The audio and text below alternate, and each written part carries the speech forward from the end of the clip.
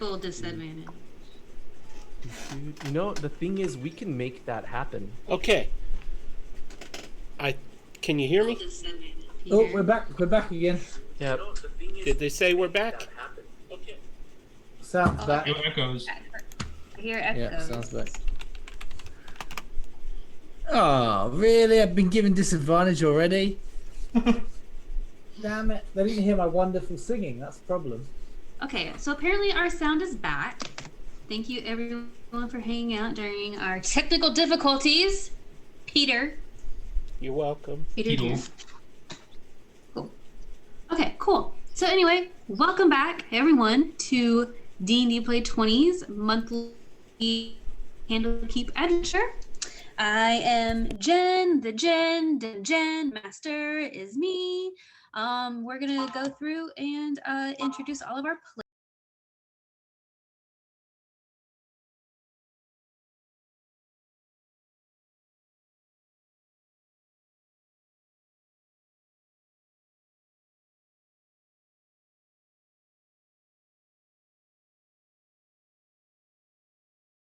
His camera's not on.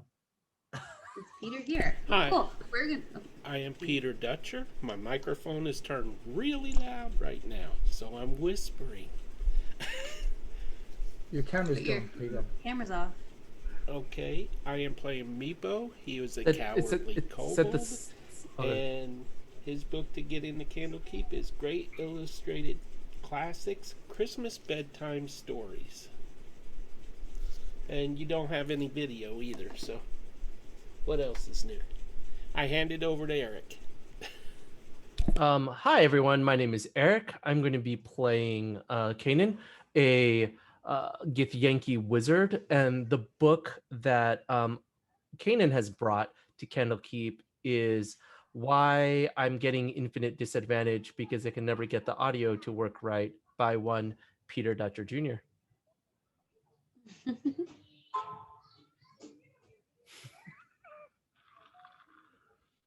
There he is. There's Peter.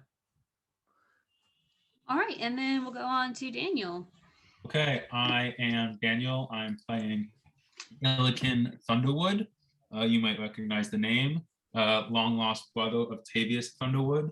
I'm playing an Eldrin monk who, Tavian was also an Eldrin monk. My book to get in was the 2011 Scholastic Art and Writing Awards.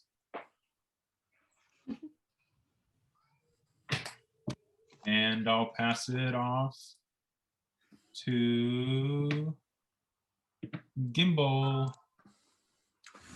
Hi, I'm Daniel. I'm also Daniel. I'm playing Gimbal Timbers this evening, a gnome rogue fighter. And I brought out of the box lateral thinking puzzles into the Candlekeep library with me. And I'll pass it on to Gunnarin.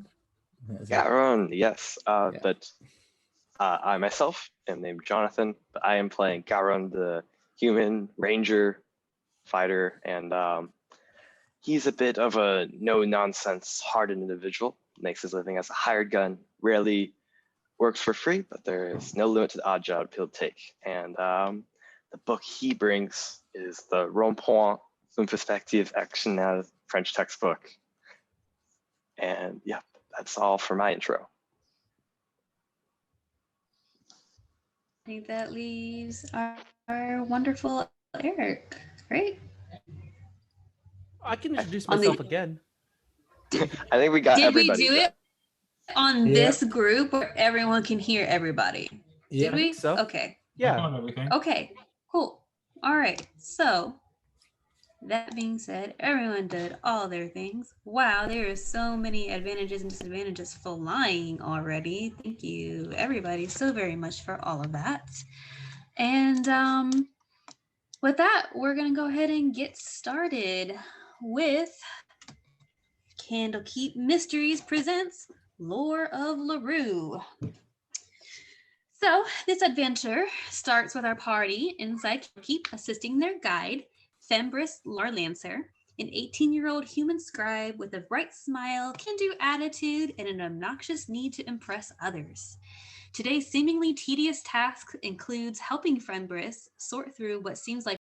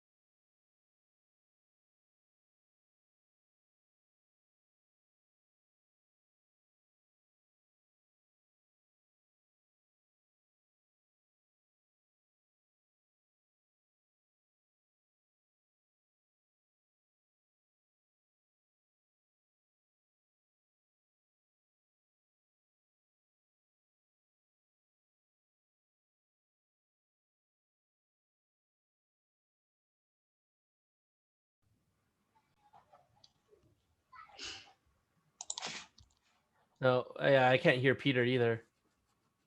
Even though he's unmuted. Sound is back. I'm sorry. Trying Okay. to fix it. Back. what? New system. Is sound back? The sound is back. Yes. Cool. No more issues. Well, our group is inside Candlekeep Library in a room marked Fey Run, in an alcove marked Silvery Moon, with a pile of books that they have to sort through. Everyone give me perception checks.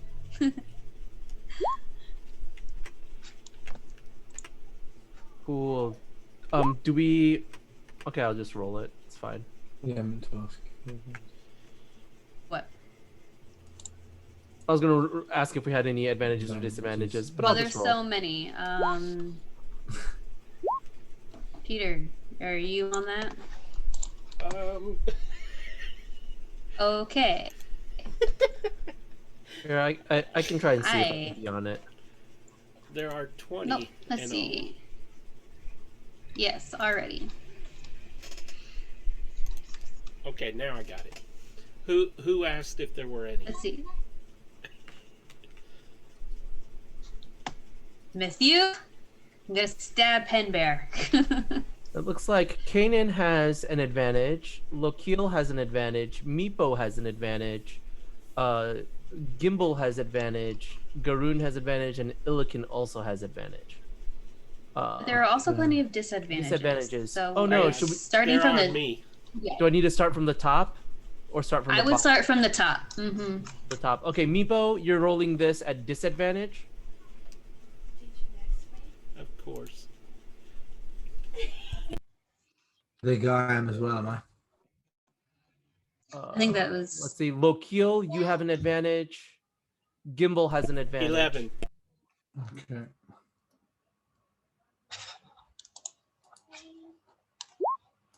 Garoon has an advantage. Oof. Yeah. Well, 6 and an 8. So an 8. That's not fun.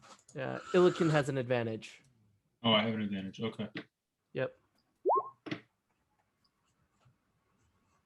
I'll use the 22. Say 22. Yeah. Who was that for? Sorry. Pelican. Yep. Kanan has a 10. All right.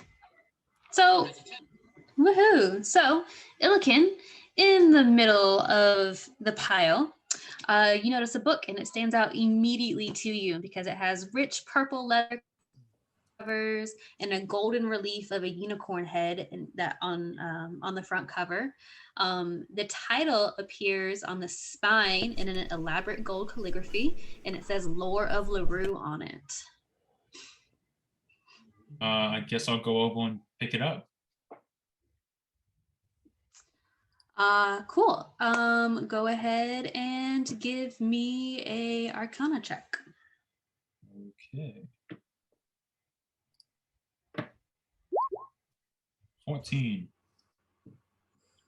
14. Super. So yeah, you see that on the side it says Lore of Lurue, and this book definitely has some sort of an enchantment on it. Ooh. You can see this open up the book. moon, the crest of the cool. When you open it up, a few sentences in common appear on the first page as if someone's actually writing it, just like in Harry Potter. The text, as you read it, it starts spelling out, our story starts during the time leading up to the winter solstice on the final night of Uktar in the year 374 DR. A nearly full moon rises behind wispy clouds as a star-speckled sky darkens against a fading horizon, and it trails off. What are you doing? You're supposed to be sorting the books. I found this cool book. God, give me okay, yeah, they're all cool books. No, this one's like really cool. I mean, they're all... Ones just showed up out of nowhere. I mean, they were literally everywhere. What are you talking about showing up? Open the book, and then there were wands on the page. That's how books work. Have you ever read a book before? I played the fifth. What's the fifth? What's the fifth of vodka? You've never heard of the fifth? Every 5 books you read, you don't have to read the 6th. Oh, the 5-6 compromise?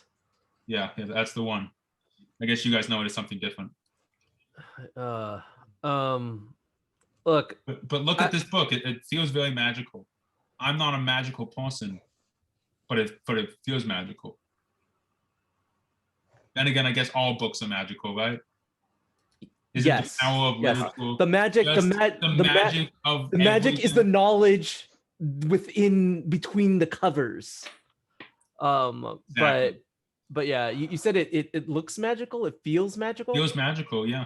What kind of magic does it? How magical does it feel? Does it make you tingly inside? Does it make you? It makes me tingly inside and a little tingly outside. You might want to get that checked. Yeah, I know. I've been being told that for a while. Absolutely. Can I do a little detect magic? Yeah, detect this magic. Yeah. Sounds pretty cool. What kind of magic are we talking here? If I cast a ritual. So I hold this book in front of you for 10 minutes while you just solemnly look at it. Yeah. What are they doing over there? Wasting time. So you just keep sorting. You don't mind us. I have to do all the work around here. All right, you look at your special magic book. Absolutely. That's exactly what we are going to do. Is there anything that is I could consider being valuable that I could potentially steal? I mean, there are. Are you actively looking for something to steal? Well, that's what I kind of do. Gotcha. If you're just casually looking around the room, what's your passive perception? Passive perception. Sorry, my passive perception is 13. Okay. Passively, everything just kind of seems, passive perception wise, everything just kind of seems run of the mill. The worth would be in the books if you wanted to scroll through and investigate inside the books. Everything else is just kind of, it's nice, but would it be worth taking? Not necessarily. There are and if you're I was gonna say there are 4 people around you with 3 magical items each, looking for something to steal. We all have magic on us. Elkin, are you handing the book over to Kanan to do this, or are you gonna hang on to it? I'll hand it over to him. Thank you. And you're doing detect magic? I would like to detect magic upon it. How do you hand it to him? Do you hand it over to Kanan just like open face, or do you close it back up and hand it back to him? I give it to him open face. I'm like, look at the wands. Those wands on the page. Yeah, that's how books work. I thought we talked about this. I know. What's wrong with you now? I forgot. And But as you guys are holding it open, the words disappear, and then it starts over. It starts over looking like someone is like writing in a journal the same. See, look, passage. those wands appealing on the page. Oh, they're appearing on the page. I see. That's what you left out last time. Yeah, I said I opened the book, and there were wands on the page. On the page. Yeah, that's what you said. Okay, so some kind of enchantment, it seems. That's fancy. Great. Does it mean treasure? What's that? It's probably worth something. That's all I care about. I'm here for a payday. And as it goes again, the words fall off the page. They start writing again, and this time, what you would assume would be like a period. Like it trails off into an ink line to the next page. Got it. I will turn the page. And everyone is sucked into the book. Congratulations. Oh, yay! And the campaign ends. We all live in the Game book forever over, now. You won D&D. That was a lot of fun, guys. Awesome. I'm gonna go. So everyone is stuck inside of your book, and you guys find yourselves a short distance south of where a meadow meets the edge of a forest. Do we know we're in the book? You guys all feel a pull and a tug of being thrown through a portal from like the middle, like behind your belly button. And everything goes white and spirally. Yeah, very much like Space Jam, you know, where everything's like all like You spin into the book. We all get pulled in there. Yep, you spin into the book and you show up, obviously, on a path in front of a meadow that is in front of a forest, has large, luminous, majestic mountains behind it. And you're obviously not inside of Candlekeep any longer. We're not in Candlekeep anymore. You may not necessarily know that you're inside the book, but you are. Yeah. Nice. Hang on. Let's see. You're on the fringe of a meadow that borders a forest. Tall trees of several varieties stretch before you as far as the eye can see. Behind you is a range of formidable mountain peaks. As the remnant of the setting sun dips below the horizon, a rising full moon illuminates the darkening sky. A forest. Would you say it's a silvery wood? It's silvery looking because the moon is coming up and illuminating things, but the trees themselves do not be any more silver than any other oak or maple or cypress or whatever other types of woods might be. I don't know plants. Okay.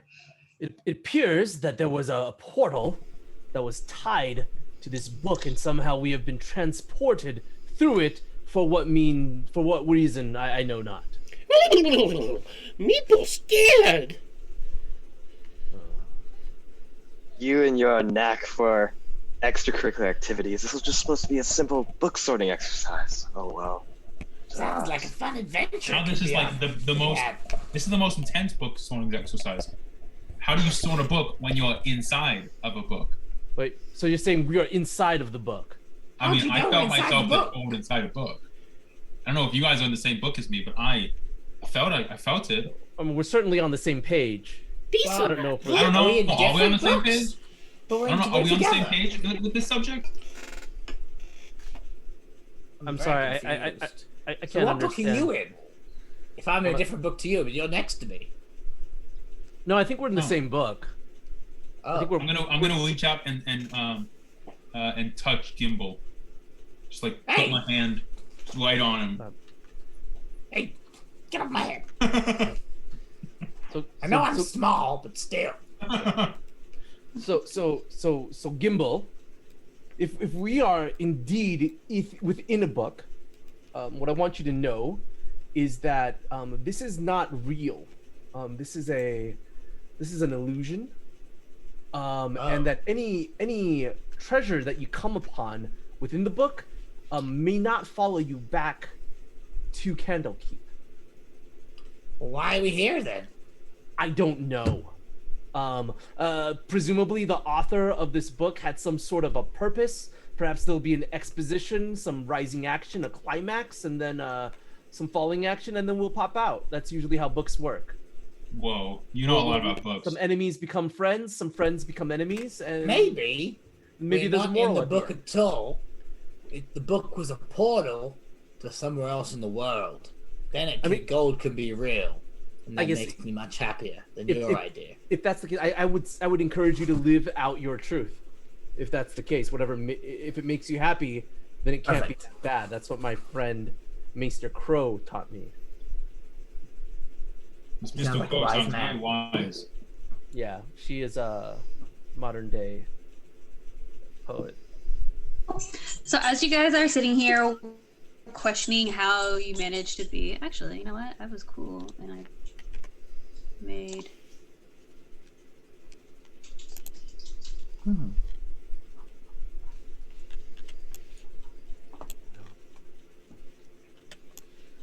So yeah, as you guys are contemplating how you came to be in this location and everything, three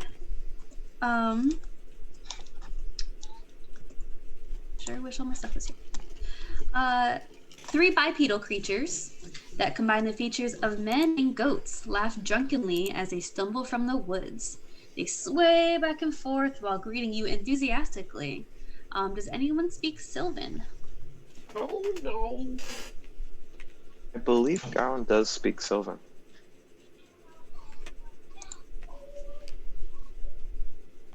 Oh, by all means, please go ahead. Yeah. Don't let us stop you. Oh yes. What are they saying? Yeah, Garland will Please listen speak in. Sylvan? Yeah, come on, man. speak- I thought you said you could speak Sylvan. Hush, hush. Satyrs are slow talkers. So as they're coming out, they're obviously waving at you guys, and whoever can speak Sylvan understands that they're introducing themselves. The main one. Oh, hang on. Let me show you. Let me show you the picture that I picked out. You say they've got alcohol on them. Yes, they're reveling. Do you think I could lift one of the alcoholic drinks off them without them noticing? I mean, they're pretty trash. I mean, they're probably. holding the alcohol. Is it like, I was talking to the nose, is it like they've got it like on their pouch and they're like refilling, or have they just got a cup? Oh, so they have. They each have a wineskin attached to them, and then they each have like a goblet in their hand. Perfect. And as they're walking towards you guys, I would like to steal a wineskin off one of them, the drunkest one. do you speak Sylvan? No, but I can see the wineskin. Cool. Well, as you're coming up, this first one marked number 1, just for fun. He's saying, "I am Tregos, and this is Artilio, and my child is crying." Well, sad face. Do we need to take a quick break? No. Not my fault this time. It's always your fault, Peter. So he says, "I am Tregos, and this is Artilio and Funagai. We were out for a little bit of a revel. A swarm of wild-eyed ravens attacked us. Obviously, we've been partying it up, and we're in no fit state to fight. But it looks like you guys could definitely help us get home unharassed by any wild-eyed ravens. And if you come with us, we have wine and drink and party galore in celebration of the winter solstice." Okay, Garon kind of grumbles to the rest of the party. They got the most Fey-like names. One of them named Fun Guy. Anyhow, little Fun soft. guy? Is he a fun guy? He is a fun guy, I guess. If you look Whoa. at him. You look like a fun guy. So it's Tragos is the first one that's been talking. Artilio and Funagai. I would like to steal Fun Guy's wineskin. That's not a very fun guy thing to He's do. gonna go up to you and he will pour you a glass from his goblet. I mean, you can steal it while he's pouring it. That's kind of what I want to do. He doesn't notice. That's what I do. If you try to walk off with his goblet, he just pulls another one out.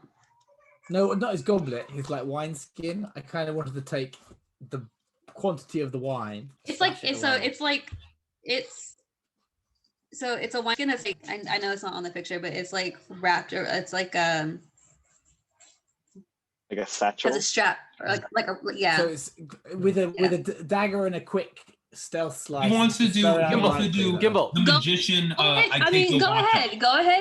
ahead and give me a stealth check at disadvantage because literally everyone's looking at you in your face. Yeah. Okay. Hi, fun guy.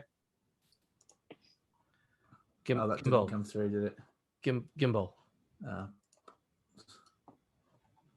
That come through? No. It was an 11 and a 14, but it didn't come through on the which. 11, Cool. Well, everyone's looking at you in your face, so you get a goblet 22. full of wine. It was 22. 22 at disadvantage. That's what happens then when then as you are sure, then you somehow managed to. So what I want to do is, without him realizing, take the wineskin, drink it, and then go, thanks for the wine. It was delicious. That's what I basically wanted to do just for fun. He's real excited. He's like, I know, it's so great. I have way more back at my house. If you guys, we got really turned around. We are trying to get back home. I don't know if you guys know where you are. We're trying to get to Polvarth Plateau. I think it's north from here, maybe a couple hours. We were running from some ravens, or at least we thought that they were ravens. We're kind of drunk, and we've been partying it up. Do you guys want to come back to the house? We'll in a book. Is there more wine? You don't understand what they're saying. Oh yes, we have wine. We have wine galore. We've and they all kind of like look at each other. I'm just going to point at the wineskin. Yeah, only one of us actually knows what they're saying. Yeah, Garin will translate that. He will say that. If you guys are speaking common to them, they'll start laughing, and they have switched over to common at this point. And then in common, I say, we're in a book. We were sorting books, and now we're in a book. Are you in a book? Maybe. I don't even know what I don't even know what you're talking about. I have a quick question. What year is it? Oh, what is time? Isn't time just a construct? It is. No. That's a good answer. You know what time it is? You know what time it is? It's party time. It's party time. And we would really like to get back to our house. And you guys are more than welcome. You just left we will the pay party. you in wine. Got it. Yeah, that sounds like a great idea. It's nice wine, guys. It's very delicious. Yeah. How are y'all feeling about dealing with murder crows? Are you feeling good about murder crows? Murder crows? Yeah. Don't worry, they're small. They're little. Meepo hides behind Garen. You don't know that they're small. They could be massive. No, they're crows. They're not giant crows. Hey, they're crows, right? Mortal crow is the massive thing ever. I mean, I feel like they would have called them like murder rocks if they were larger. What? Oh. Okay. It's a giant. Since when were we scared of birds? Come on. Yeah. I'm quite smart. What is it gonna do? So they're gonna not get me first. They'll get you guys. What's it gonna do? Poop on me to death? Come on. Okay, I'll just hide. I'll just stand behind Meepo, and they won't. They'll go for him instead. Yeah, Meepo, why are you here? What is going on with you? Can you just like take a chill pill? Like why are you so? You need to relax. You need to like. This is not a very good. What's that? Meepo stuck in book. Come from belly button. I know, but we just gotta go through with this plot, and then at the end of the book, when the plot is over, Meepo we'll like be able to get out. I've gotta. And then he walks around Garen and jumps up in his arms and hugs his neck. Yeah. One of the satyrs is gonna bring Meepo a goblet, a cup full of their wine, and they're gonna say, "Liquid bird, little brother, let's go." And they're gonna start walking up the path. There's a one path, and that you guys kind of landed on, very yellow brick road-ish, and is heading north. Meepo, it's good wine. You should drink it. Meepo, no. Garen, no, put Meepo down.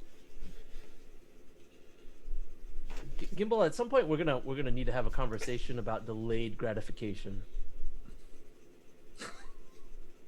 You know, you can't just steal the first thing you come across, because there might be something more expensive. They didn't realize they're so drunk. I gave it back to them. That's true. They thanked me. That's true. But sometimes, you know, you don't want to pull in the first fish you catch on your line. Sometimes you want to wait for a bigger fish. But what if you don't That's catch a good point. any other fish past that fish? He's a rogue. Like, what are the chances that he's not going to steal something else like 5 minutes later? I guess. Can I go ahead and get a perception check from everyone, please? Yep. From everyone? Yep. Absolutely. Or I guess maybe not a perception check, but just what is everyone's past perception? 13. I rolled 13. 11. I rolled my Better passive. than my roll. 15. My passive 18. is 18. 18. Okay, so everyone with a 15 plus, whether you rolled it or it's just your passive perception, you see heading north where your path is going, the sky, even though it's starting to get darker, there do not seem to be any clouds or anything in the sky, but you do see a quick flash of what looks like red lightning. Ooh. Red lightning, that doesn't sound good. Is that nature or arcana to figure out what red lightning means? You can roll one or the other. Okay, I'm gonna go with arcana because magic. I'm gonna roll it at advantage because advantage. Sending to everyone and marking as complete. That'll be a dirty 20. Super cool. So with that, you make dirty 20. You know that it is not a typical color of lightning, so it's probably most definitely magical. Not very many good things could possibly be happening with red lightning. Absolutely. Something's wrong here. Something's not right. This isn't natural. Red lightning, it's bad. It's evil. And Tragos is going to turn around to you when he hears you talking about it. Tell us about it. For almost 10 days now, there will be random red lightning and random bouts of thunder, but there's been no storms. This is our dry season. Why there's lightning and why there's storms around, nobody knows. Did y'all do something to offend someone? Did somebody curse you? Are we talking? Not us. We don't ever do anything. Artilio says we're just good, happy people. We don't really know a lot about what's going on, but just drinking. If you guys get us home. Yeah, man. That's what we're about. It's cool, but there is a little sprite in a town right outside of our house, and he might know a lot about what's going on. Mm-hmm. His name is Weedle Woodle, something like that. Gotcha, Weedle Woodle. But it sounds like first we need to get from here to town. Through the murder crows. Is there another way around? Could we like avoid the murder crows? Could we like just not go through them? So let's go through the shadows. I like the shadows. I don't even know where they came up from. We were just hanging out, just taking a stroll through the woods, and they just came out of nowhere. That's been happening a lot lately, apparently. There's been a lot of going-ons with supposedly, with all this lightning and things. There have been some hunters, some mad hunters in the woods, and just the whole thing has been really weird lately. It probably has something to do with the solstice. I don't know. Things happen sometimes. It's, you know, Fae, they kind of do whatever they do, and we're just here for it. Absolutely. This is good information to have. I appreciate this. It sounds like we need to get to town to talk to Weedlewoodle. Yeah, Weedlewoodle. That's what I said. Is he related to Weedlewoodle? Okay, then just let me know when I need to stab someone or steal something. Let's go through the woods. I like the darkness. All right. So I'd like to ask, are we prepared for the darkness? I personally am, but I'll take out my sword. It shines brightly. Yeah, mine does as well. Yeah, I'm good. Are you good? I personally like to be in the darkness. I do too. We can be darkness, buddy. So I guess I'll just keep a bit away from the light bearers. Yeah, just stay 15 feet ahead of me. Yeah, so it's it's not. Good. It's dusk right now. It's not nightfall or anything like that. So yeah, it's still pretty. You just give away your position. Yeah, then I'll put my sword away as well. Gotcha. I'm gonna keep mine out because we're about to fight some murder crows. What? Garoon, I like the darkness. yeah, Garoon, how are you feeling about all this? I'm definitely spooked. I think we should be prepared for a possible altercation with murder crows. Absolutely. I think we should stick together because I don't know about these other guys. One of them's got poor impulse control. One of them looks like he's about to soil himself, and the other one just keeps stating the obvious. I don't think we're working with a full deck here. Well, to be fair, Kenan, I partially blame you for opening this damned book, but yes, I guess we should stick together. I mean, I'm not trying to play the blame game. I'm just trying to make the best of the situation, and I think that you and I should stick together. I don't know about these other guys. Sure. I guess since Garon is spooked, though, he will activate his common magical item, the Spell Rot Tattoo, on his neck, as he casts Gift of Alacrity on himself. That's the spell that was stored on there, which I can copy and paste in the chat. Oh, nice. And I am going to teleport through the darkness up to the trees to get a bird's eye view, per se. I'm sorry, Illikin, what are you doing? I'm gonna teleport up to the trees, up on a branch or something, to get a bird's eye view. Cool. As you try to teleport, you hit a barrier and you get knocked back down on your butt on the ground. No, I love teleporting. Yeah. What happened? What are you doing? What did you fall? I tried to teleport to the tree and I couldn't get to the tree. You tried to teleport to the tree, but you couldn't get to the tree. Yeah, look, and I'll do it again. And you Got it. Same thing happened. get on your butt again. Yeah. Got it. I can teleport from darkness to darkness, but I can't get to the darkness. Interesting. I'm gonna say, Artilios, could he come over here? Does he still have his wine glass open? Oh yeah. Yeah. Can I try to bend some of the wine up? Does that work? How far up are you bent? How far up do I bend? I'm gonna try to bend it up 30 feet. It gets about 20 The feet bubble. and then hits something and comes back down. Oh, there you go. 20 foot. Just not too high.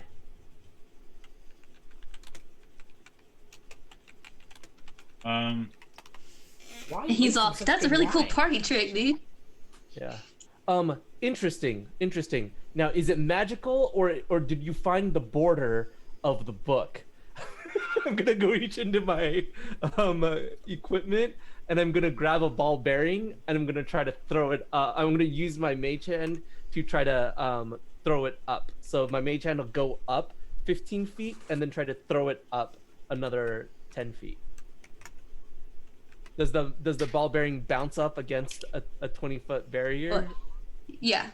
It does. Okay, so I think we're in a book, and you found the edge of this simulated world. We're not meant to go beyond these boundaries. Dang it! I wanted to get to the pages. In that And case, the satyrs are walking north up on the trail. in that case, should we just follow these guys? And Absolutely, maybe you're right, absolutely. Kanan. Maybe they'll take us to where we need to go. I think so, but not before we encounter some sort of a complication along the way that makes the plot more interesting. That's how books work. So I'm thinking we're going to get attacked by murder crows. They were foreshadowed just a few minutes ago. I've read a lot of books, DC. I've looked at books with wands in them. All right, and then so if you guys are following the satyrs up on the path, go ahead and give me a marching order, please. Meeple last. No, actually, Meepo, you're gonna be in front of me at least. Fun center. I'll go first, and I want to stealth. And I'll go first, and I will stealth as well. I'll go second and stealth as well. Go ahead, I'll go third. All right. Yeah, I'll go ahead and put y'all's tokens on. You just kind of put your token in front, like north to south, basically first and third, whatnot.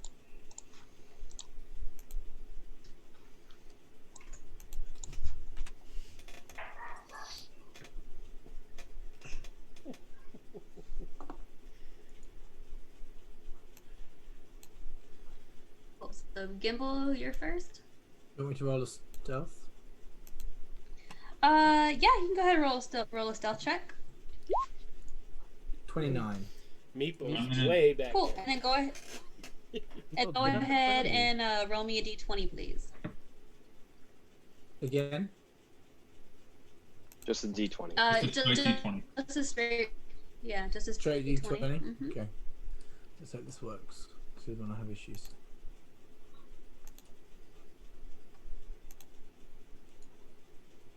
Oh, didn't come through. That was a 13. It didn't come through for some reason. I'm still getting issues with that. Cool. As you are stealthing along, you can see that some of the trees very close to the path seem to be bleeding a gold sap. Oh. Can I I want to investigate? go. Oh, you know, that's you. But... Can I investigate the gold sap? Yeah, go ahead and roll me an investigation check. Oof, 11. So you get up to it, you can touch it. It makes, so when you touch it, when you get it on your fingers, it has, it leaves like a nice tingling feeling, a nice warm, soothing, tingling feeling on your fingers. Okay. His hand is not bursting into flames, so I'm assuming this Well, I'm gonna. is somewhat okay. I'm very well stealth, so I don't know if I want to call Kane over, but I think it's very. He probably should investigate this. I will be. I'm gonna break my stealth and then go, Kanan. Yes. Kanan. There's Yes. this weird sap that I don't really know anything about, but it makes my fingers feel tingly. I went to it because it was made of gold, or it looked like gold. So Is it gold? Is it gold like maple syrup gold, or is it gold like gold? Oh, yeah, good idea. Is it like metallic gold? It's like metallic gold. And then like- you can roll either a nature or a survival check if you want to figure out what it is. I will try for nature. I will roll with disadvantage.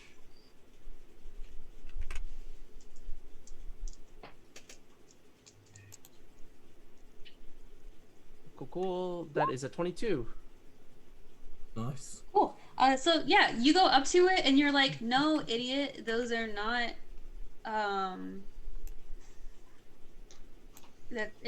It's not gold. It's actually a healing sap. It can be used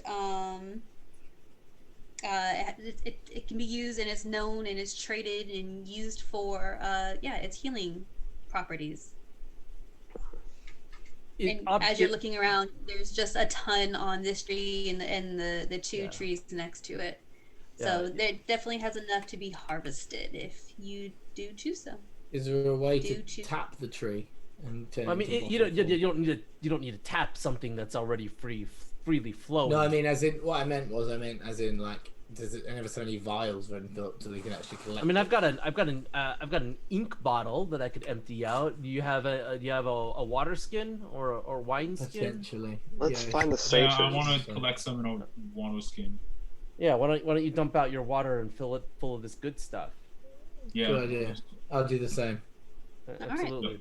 Cool. Sounds like a great idea. Well, then, if you guys spend a few minutes doing it, you're going to get 4 doses of this healing sap, and it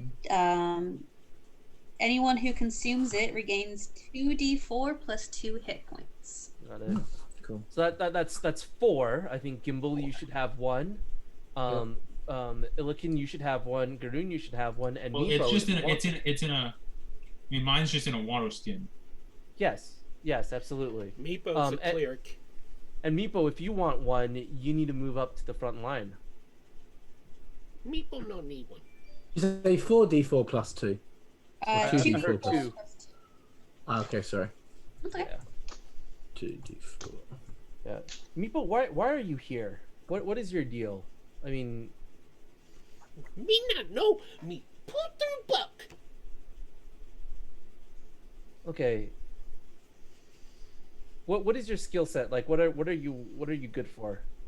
Meepo heal. You Meepo heal. hit with halberd. Is that all you can do? Your skill set is to wait for things to go wrong. Thing gonna Can go you do wrong? anything else? Can you do anything else? Can you make it so that we don't have to be healed? Meepo run real fast. That would probably be more helpful instead of just waiting for us to get hurt, wouldn't it, Meepo? Oh no. What kind of armor is Meepo wearing? That's a good question. As you guys are finishing up Chain that now. and passing out your things, go ahead and give me another, if you guys are going to continue on in the same marching order. I'd like to roll stealth again. I will also roll stealth this time. Okay. 27. 17. Okay. Ilican, go ahead and roll me another d20. Okay. Meepo cast aid on 1. 3 people. Y'all can decide who gets it. It's 2nd level? 5 10 points. Or I got a nat 1. Ooh. raises your max, I think.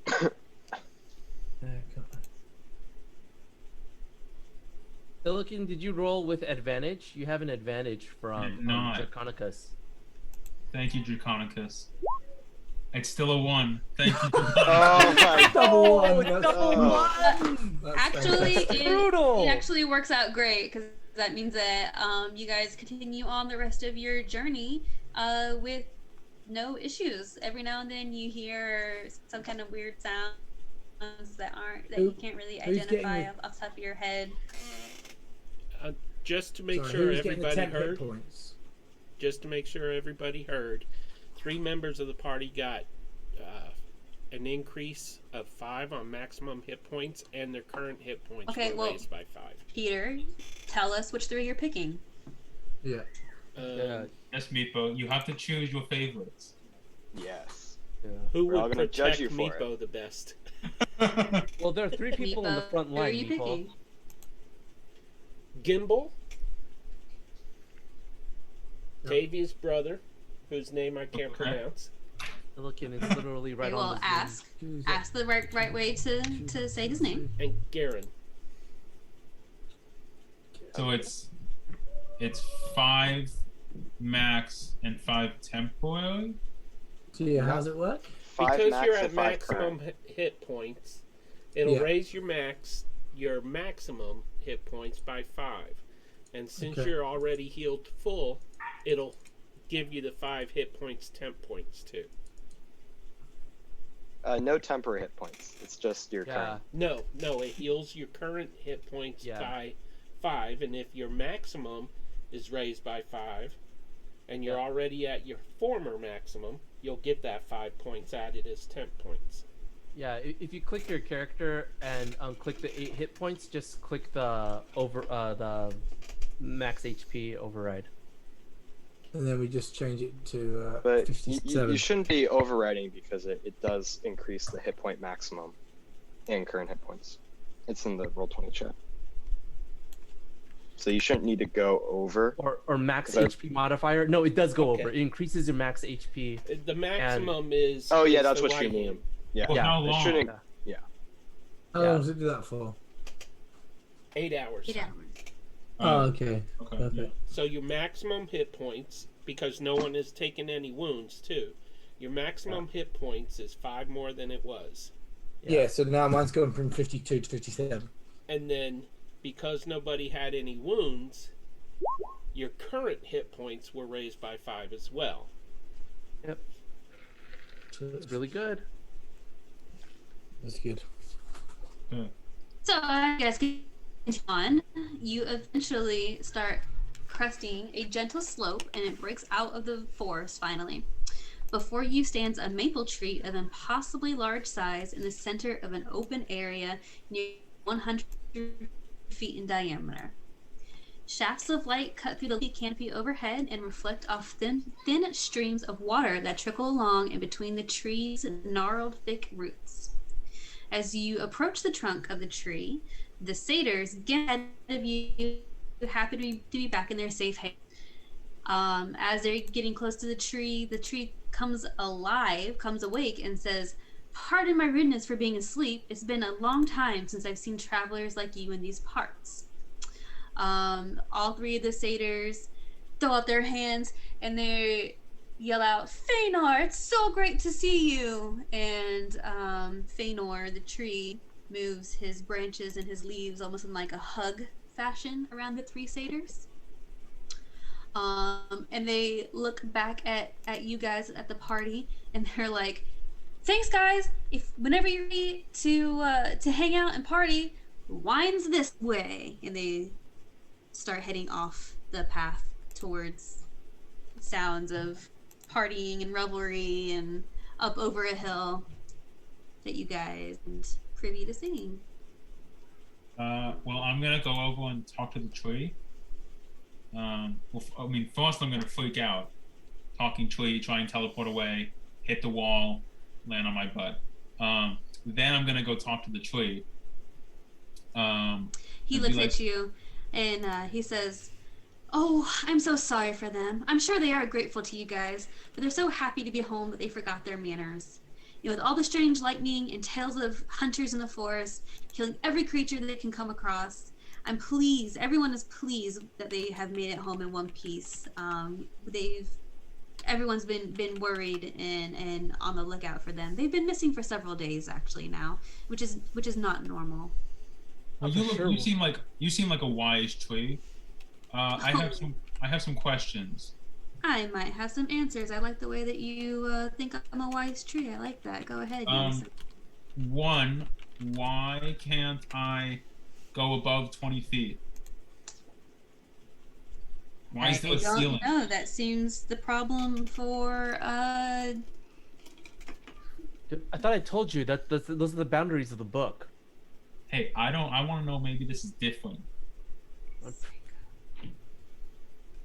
Come on, man. What are you doing? I give you the answer. I thought for sure we were going to encounter murder crows. I'm shook. Yes, we've got no complications. Yeah, It which seems means we've reached our And conclusion, but we still have the red lightning and we found out. And then I And would we're like still to here. ask, where are we?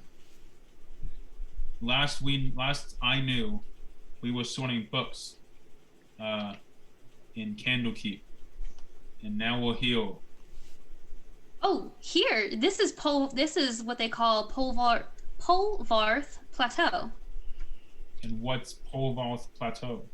This is Polvarth Plateau. Where is Polvarth Plateau? In front of you.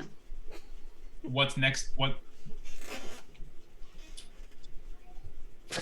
continent is this on?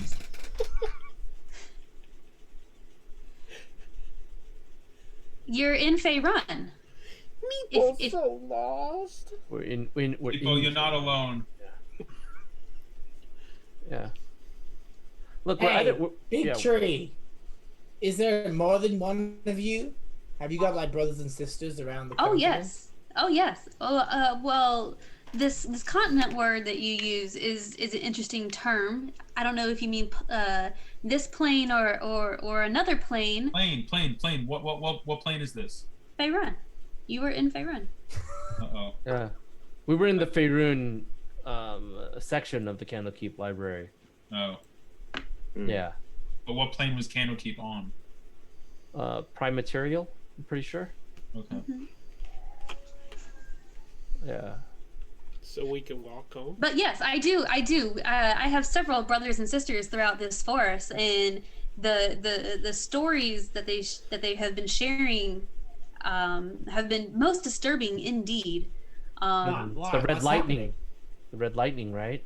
Yes. The murder crows. They've told you, yes.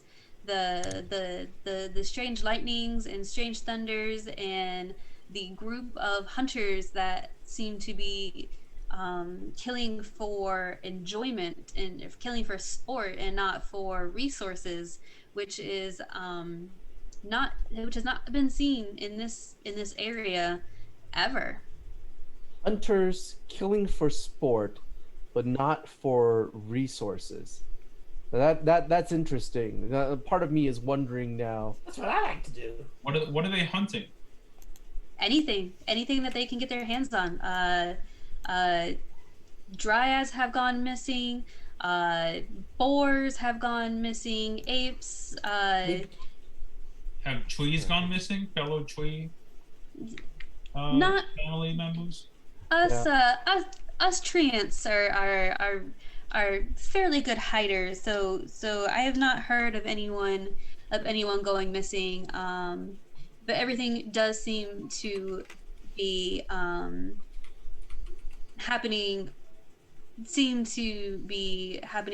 from the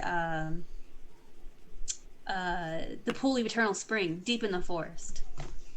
And how would we get to this pool if I wanted to go there and check it out?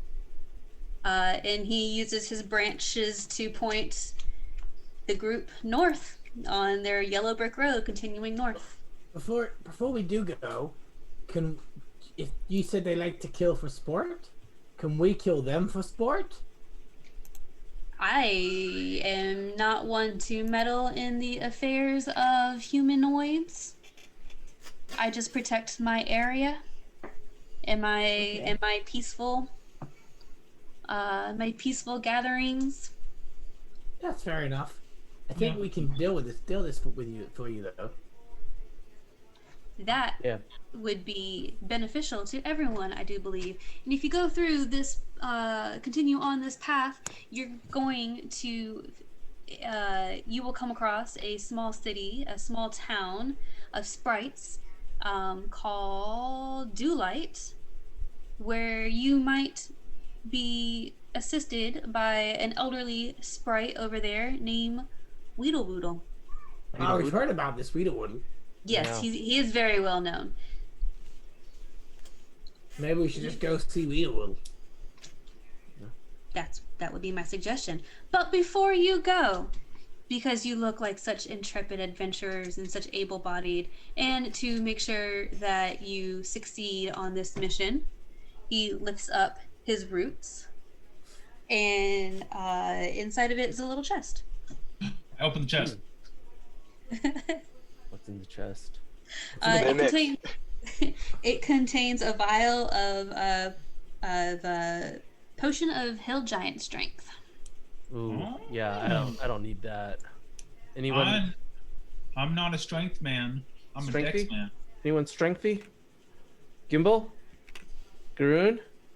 Meepo? Meeple got big halberd. Heavy. Yeah. Yeah, but I don't think Meeple would attack even if he had it on. I mean, Meeple clumsy.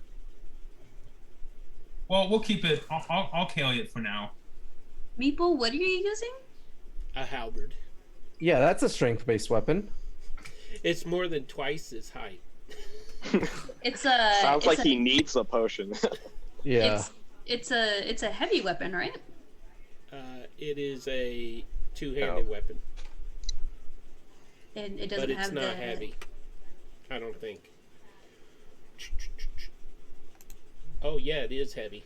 It is heavy. Hey. Ooh, what And size you're character a are you? small creature. Yep. So you've been Cool. dragging this with you So you'll behind be you. rolling at disadvantage. He has polearm mastery. Oh, okay, then you won't. Okay. I don't think that negates the disadvantage. And Hush. Yeah. No, I don't think it Definitely does. doesn't. Because I specifically looked this up earlier. I and think he's saw- gonna. I think he's gonna need that potion. Yeah, let's Yeah. give that to Meepo. Meeple, you take that potion. Okay. And he drinks it down. What's No. it do? Oh, I meant for later. Now. Oh. Okay. Okay, well, for now, he has. Wait. Okay, can I change my mind? Nope, you said it. Well, even for 1 hour, you're my. 21 My strength. You I'm party gonna members of immediately Impulse put my Control. head I guess in my I'll- palm and say, "Garoon, we have to stick together." I And you should say, have stolen that. I say, Tweed, you wouldn't by chance have another one, would you? He shakes his head and he lifts up his other roots, and there's another chest Okay, with another potion. Meeple drink that same too. potion. I think we hold that for Meeple. Yeah, I'm Meepo gonna later. hold on to that potion for Meeple. Oh my god. By the way, what does that potion do to Meepo? I just put it in the chat. It turns your strength to a 19 for 60 seconds. 60 seconds? Wait, which one is it? That's enough to get through a The combat. potion to fill giant strength. Yeah. Powerful. Yeah. Are you powerful enough to walk on the front line now, Meepo? No, Bet you are. Meeple not crazy. I mean, you're gonna have to be. We gotta get through this book, man. You gotta do some soul searching. You gotta figure out, like, what you're here for. I can't. Yeah, what you're here for. Meeple think Are you- me no Canaan, mind business. What are you here to be on an adventure, or are you here to sit in the back and be babysat by the real heroes? Meeple ask you a question. Are What's you that? here to pick on people? Or So I'm do an adventure? I'm not here to make friends. Meeple notice you got here with me. And while this conversation's going on, Gimble's going to sneak up behind Meepo, draw his dagger, and hold it by his throat and go, Ah! and then go, you need to learn to protect yourself, or you're going to get this, you're going to be a liability for the team. Yeah, come on. When come on, Meeple goes, ah! His halberd flies straight up Yeah. about 20 feet and then turns around and starts flying back down. And Gotcha. just misses him. No, go ahead and roll me a dex check. Oh my god. Would you like That would be me a to roll a dexterity dexterity save, as well? As I'm Yeah. like next in? Yeah. Okay. Meepo, you have disadvantage have on it? the save. I have You have plenty disadvantage. advantages, so You have disadvantage on the You save. have disadvantage. No, we go No, through them that- one at a time. We use them one at a time. Do I have anything? You have disadvantage on the save. Meeple rolled 12. Ooh. Oh no, that didn't go well. I might get What hit. that mean? Sick. That's poor. 8. Wow, y'all are lucky that I rolled a 7 on the dice. Ooh. So it misses you both. You both managed to miss. Yeah. So anyway, Meepo, this is exactly what I'm talking about. You need to learn how to use the weapon, or the weapon will be taken off of you. Yeah, we're gonna take the weapon away. I'm gonna walk 10 feet away from Meepo and just be like, just stay over there. You do you. that way. No wonder he's crying and sad all the time. Yeah. I'm gonna move to the middle there. You know what this is all reminding me of? This is reminding me of a story that I once heard about a Princess Mononoke. I'm thinking that perhaps this intrusion by these hunters may have brought upon the unnatural wrath of nature, trying to strike back and retake its lands. That's the theory I'm working with. I don't know. But I did hear about this a long time ago, and I'm thinking maybe that's what's happening. I'm not sure. Let's find out. Next page. Cool. Is this the marching order as you guys continue up on the path? Yep. Okay, cool. Then Gimbal and Illiken, go ahead and roll me perception checks, please. Or actually, everyone roll me perception checks. All right.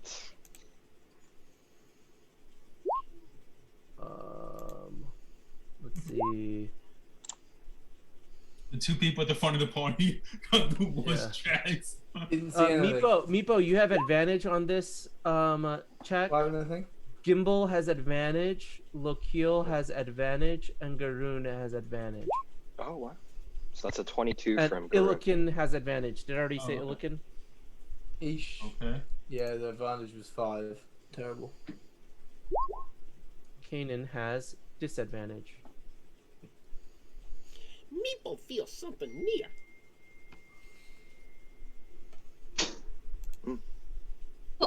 So as you guys are continuing on the path heading north, you guys are walking for about an hour.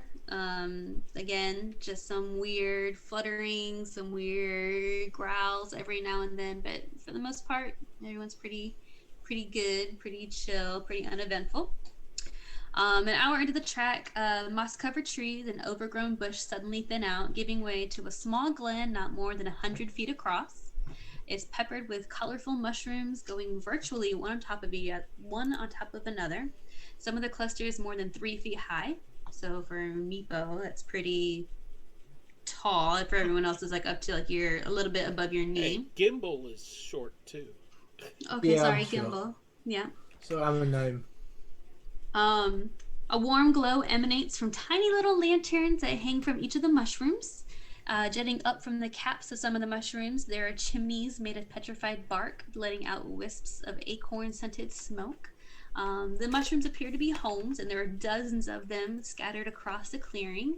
As you guys came up around the corner, let's see, who would have seen? Meepo, Garoon,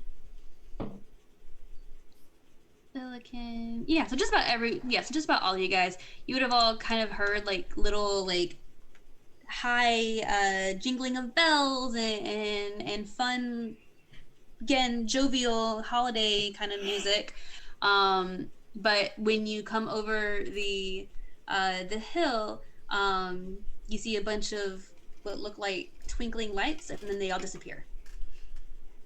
But standing in the middle of this little town, this little community, a Christmas tree. Yeah, basically, an elderly sprite pops up. This little guy.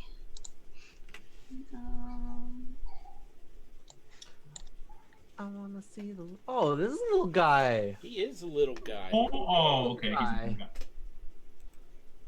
He's a wide man. He's a very big guy. I like his owl. Yeah, he has his little owl, a little bird person with him. But he stands in the middle of the town and he looks at you guys. He kind of cocks his head off to the side, kind of just watching you. And he says, "Greetings, big folk. I, Weedlewoodle, welcome you to Dewlight and suggest that you be on your way." Be on our way. Did we do something to offend you? Oh no, you guys, for the most part, most of you are much too large to be here. And while me and my kinfolk have no issues hiding inside of our homes and have ways of escape, this area has been plagued with many foul happenstances recently. So I suggest you be on your way. Yeah, we're actually trying to help with those weird happenstances. Are you talking red lightning, murder crows, overly ambitious hunters? Yes. Oh yes, yes, yes. You have heard of the plague in these areas then. We have, yeah. We're trying. We're here to help. Don't worry. We're not looking for lodging here. I look at one of the mushrooms and smirk. No, except for our friend Meepo, he might. Yeah, he might. we've been talking to Feanor over at the Polvarth Plateau. Oh yes, Feanor and I go way back from when he was a sapling and I was also a sapling. Yeah, absolutely. I'm sure it's a very sappy story. It's very so sappy, much sap, like the golden sap in the trees.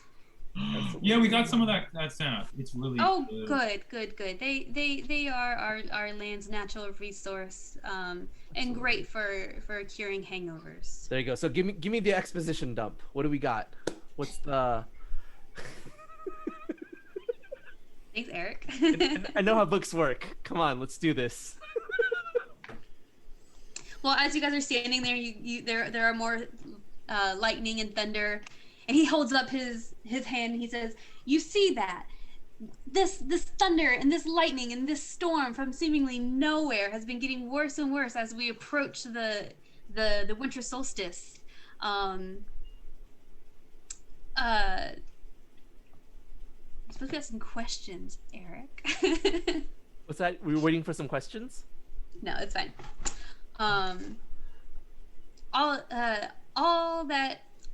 All that's been known, I'm just gonna go through the list. So what he tells you guys is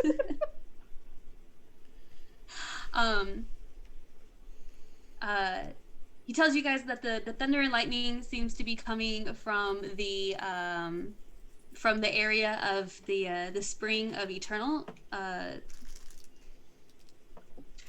wrote it down wrong. The pool of eternal spring. There we go.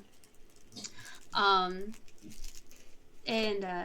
he says the spring of eternal the pool of eternal spring. Of eternal spring. I know. I need to switch it right there. Pool of eternal spring. Is a hallowed site that is known to be protected by Lurue the unicorn. If anyone wants to roll a history check on that. Yeah. Yep. I do. I will roll it at disadvantage. Thank you, Draconicus 66. Thank you. Oh, have I got anything? Advantage, disadvantage? Again. Hold on. Was that Gimbal asking? Yep. Give me just 1 second. Well, I'll say history or religion, either way. Cool. Gimbal, you do appear to have advantage. 13. Great. I wouldn't be helpful. I had a 26, I think. No, you had disadvantage, didn't you? Yeah, with the disadvantage. You got a 9. Oh wait, 9? Sorry, I only saw the other one. Sorry, Yeah. 9. 8 So and 9. you guys have heard of Lurue. You know that she's a unicorn and that she might be related to the moon or something, and that she does things with forests. Cool. She does things with forests. All right, that sounds good. That sounds right. This is lending credence to my Princess Mononoke theory.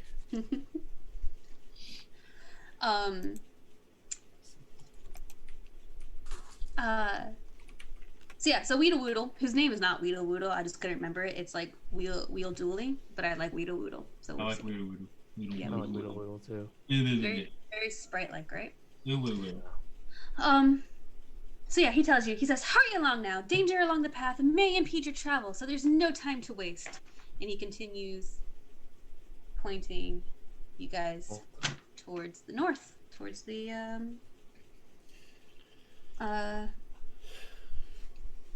yellow brick road in front of you, towards the north. I suppose we better Right. go. Meeple weapon heavy again. Meeple need drink. Not yet, Meepo. Not yet, Meepo. Not until the dangers of our path confront us. You know, Meepo, at any point you can choose to just punch someone. Or just let go of the hammer. Oh no. No! Meeple no hate nobody! My God, this guy. I can't wait for him to attack and just get all nat 20s. This guy. Lotto. This guy. I can't. Meepo, we've talked about this. You need to be able to attack things. Meeple's too scared to speak. Gotcha. So Gimbal, you and Illikin, y'all seem pretty stealthy, right? Yep. Yeah. Seems like y'all would be pretty good at kind of moving through the shadows, going up. Yep. It's hard. Yeah. Garoon, what's your skill set? What's your deal? I'm also quite stealthy myself. As a matter of fact, they can help all of us blend into the shadows a bit more. Oh wow, this is fantastic. I am a dabbler in the magical arts. I prefer to stay back if I can, but won't hesitate to draw a sword if I need to. And Meepo, you are worthless, right? Oh no. He's like, yeah, I know. I've gone over it. I've come across people like this before. We call them cannon fodder. I think if we were cannon fodder, he'd be good for something, though. Yeah, it'd be good True. for a cannon. True. Yeah, you wait till you need healing, mister. And as you guys are standing there talking, are you guys are standing there talking, or are you guys walking? I think we're Like, walking while we're you talking. walk- Talking, and then I'm going to say, Walk and look at talk. me walking, I suppose. Then, as you guys are passing Weedle Woodle, he's waving at you, and he says, "Oh yeah, watch out! Those hunters are probably followers of Malar." Malar. I say back, who's Malal? And he's disappeared out of sight. So if anyone wants to figure out, someone I wanna can go- roll I wanna the go find history him. or religion checks. History of Religion. religion? I will do religion. I'll do 17 Not that it religion. matters. I 10. will roll with advantage. 17 religion. Got it. Ooh. Oh, that's a 24 religion. There we go. I don't suppose I have advantage, do I? Meepo, you have disadvantage. Oh my 7. goodness. I People's rolled being a nat bullied by 20 chat. You only get disadvantage when you're DMing, and you only get disadvantage when you're playing. Ain't that the Illikin, way? you also have advantage if you want to use it now. I mean, everyone else got a plenty high No worries. stuff, Yeah, so. for sure. Yeah, so you guys all know that Malar, the Beast Lord, is the lesser deity of the hunt, evil lycanthropes, bestial savagery, and bloodlust. Got Oh. it. Got it. He has a general contempt for civilization, and chaos reigns supreme in his. His titles are Beast Lord, the Black-Blooded One, the Wild Hunter, Master of the Hunt, all those sorts of. Got it. So Malar not good. Malar bad. He does not bad like. Malar. He does not like civilization. He does not like people. He probably doesn't like hunters killing things unless those hunters are his for some reason. And most of all, he doesn't like Meepo. I Yes! just get the feeling. Yeah, Just the feeling. I know they haven't met, but I just the feeling. he indexes heavily on lycanthropes. So if y'all have any silver weapons, might not be a bad idea. I think. I got my I fist. think. I mean, yeah. I think that we should turn the hunters into the hunted. That's my opinion. I mean, Meepo, what do you think about that? Who? Meepo, what do you think about turning the hunters into the hunted? You ready to go hunt? Right now, Meeple is walking forward with both arms holding his halberd straight out, and he accidentally walks into your backside with the point of his halberd. Sally! So as you guys are continuing on the path, it ends up, it kind of goes more from yellow brick road to just like a yellow broken road. And then it just ends up being dirt with sparse underbrush on either side. It's about 20 feet wide and 60 feet long. Hey, can anyone check for tracks or anything so we can hunt these guys? I'm good at stabbing, but that's about it. I can check for I mean, that'd be survival. I don't have a very good survival. If we are going hunting for these lycanthropes or whatever, these hunters, I will be casting Pass Without Trace on everyone. So I rolled a 22 properly survival. get the jump on them. What? Assuming I don't have disadvantage as usual. I think you have disadvantage. Oh, you actually have advantage. I don't want to use it. I want to save it. I got a 22. Okay. So as you start trying to track on this path, again, if you try to leave the path, you get bounced back.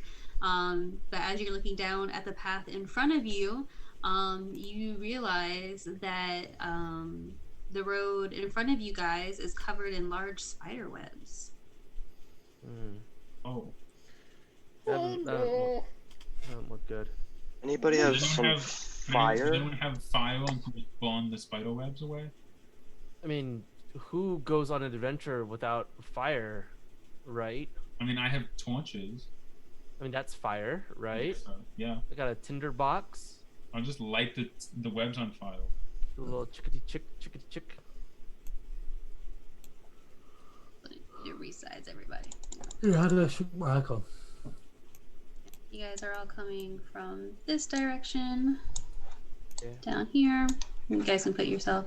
And so far, everything that Meepo was just able to tell you is that everything this way is all Why am I the covered. only one who's small? Okay. It's all covered in Because she's resizing everybody. Oh, okay. We'll get there. Meeple feel big! Well, I'm really small. Oh, I joined you. That means we're really gonna need a lot of space, basically. Meeple not like this. Nipo, enjoy your time being big. You're gonna become small very soon.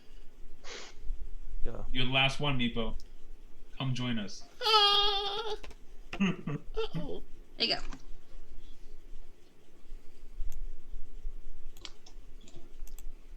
Yeah, so I think we'll light some torches and start burning away at this. Okay, then go ahead and I guess roll to hit. With a torch? Yeah, why not? Improvised weapon, right? I'm gonna be throwing Yeah. it, so I'll just do it like a dex check. Yeah. I guess I'll throw it. That Oh, probably makes more sense. Unfortunate. Yeah. Do I have advantage? It's 20 feet across. Oh, I guess I can change my. What is it? The area that you've been able to uncover, that you were looking for while you were doing your check, it is. Gurun, it does appear that you had an advantage. Okay. I'll use that to get a 30-20 on hitting the web with my torch to I'm good burn at it. 15. Anyone, Ilikin, you do have advantage if you want to use it. Do I don't know how you guys do advantage. Do I have to use the advantage? Or can I save it? You can save it. Okay, then I'll save it. Cool. DunJENN, you have 3 advantages. Cool. 4 advantages. Just Oh no. It's Yeah. gonna be- So this whole area, basically this whole area in between these two rocks in front of you, are all covered in spider webs. So what was everyone's roll to throw their torches and whatnot? 15 for 20. Ilikin. All right, cool. So then this first little, I'm just going to. This first little bit is all on fire, and it is all, the webs are burning out and clearing out. Anyone who's not throwing torches, please give me a perception check. Ooh, that will be me. Me too. Perception. Yeesh. 6. I have advantage. I will roll it. I'm not using my advantage. I got a 24. Okay, I got an 8. cool. Cannon, you don't really. You're pretty interested in all of the fire throwing, and you're directing them on how to throw everything in the right spot to maximize burnage. Gotta arc it. Yeah, exactly. Yeah.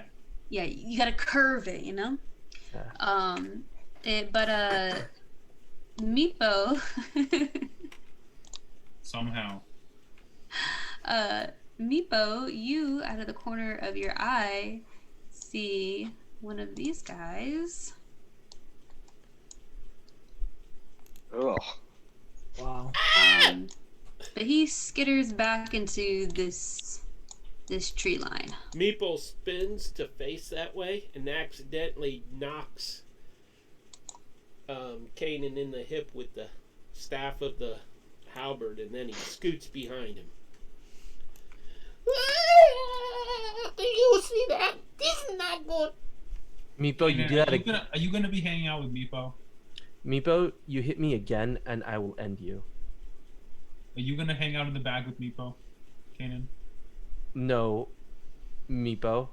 I need you to stay at least 15 feet away from me. Meeple here first. You're the one hanging back, mister.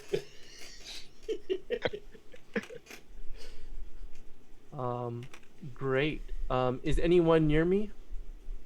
Yeah, Meepo is. Yeah, Meepo's right next Just to you. Why Meepo, not right? you go over by them woods?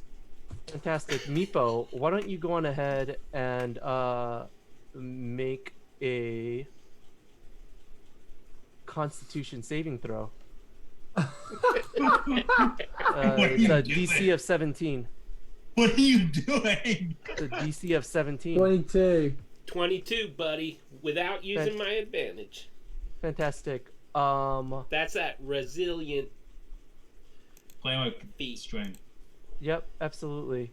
I'm gonna go ahead and roll. Kind of would. 2d8. Oh my god. Let's see. One, I mean, two. he did say he would end you, so I guess. There you That's go. the ending bit. Yeah. That's 14 points of. No, 7 points of damage since you made your save. As a loud thunderclap erupts, and you are not pushed 10 feet away from me. I'm gonna say I can do this all day. Hold Get on. 15 Hold at on. least Can I react to that, DM? Yeah. Yeah. Yeah, you can react to it. Okay. Meepo is going to react by jumping back and go, no! And then, out of reflex, he is going to cast Lightning Lure. And Twice? Or once? it's once. Okay. But, It just came through to us. let me see this.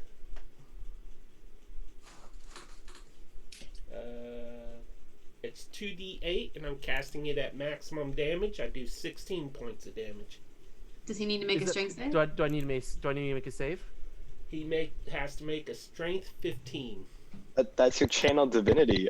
Are you using it here? Okay. Oh, no. He attacked me. That's, Oh my god. that's totally fine.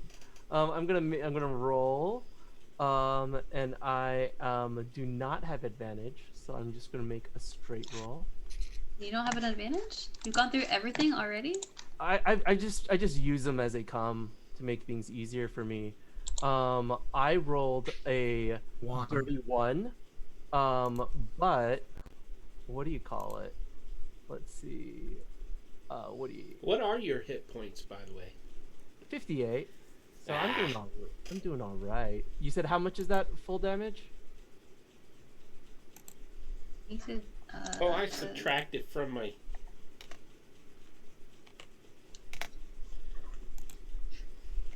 How much damage is that? 16. Meepo? 16. Fantastic. As soon as they finish the stuff, I'm gonna. No. Yeah. So I'm at 42. I'm gonna say, Meepo, I need healing. Meepo, think you crazy. All right, boys, men, break it up. Men and Meepo, you need to separate it a bit. Meepo, think you drink potion. Meepo, I That told was you about this. That was Thunderwave that you cast, right? That was Thunderwave. It Okay. was. Cool. So then everyone obviously hears the thunder wave, or hears the thunder sound, and it somehow coincides perfectly with some of the red lightning. Yep. And when the red lightning lights up, you guys see 4 more of these creatures. Do we see them now, or does still only Meepo see them? Yeah, all of you guys. Well, you guys see one here and one up here, but they hear you guys, see the lightning, and they take off scurrying back into the woods. Is off the path? Is this where we tried going and we can't go? You guys have 20 feet of movement in any direction that's not north right now. Could I So we can't go over to the woods. Basically. You can try. You can see what happens. Wait. Garon would like to kind of observe the body language of these creatures. Does it seem like they're simply running from something, or are they trying to attack us while we're off our guard? You can either roll me an insight check, or if you want to figure out what their motives are, or you can roll me a nature check if you want to identify what they are. Okay, I will roll insight. I think that's what Garon wants to do. Oh, I'm proficient. Nice. That's a 15.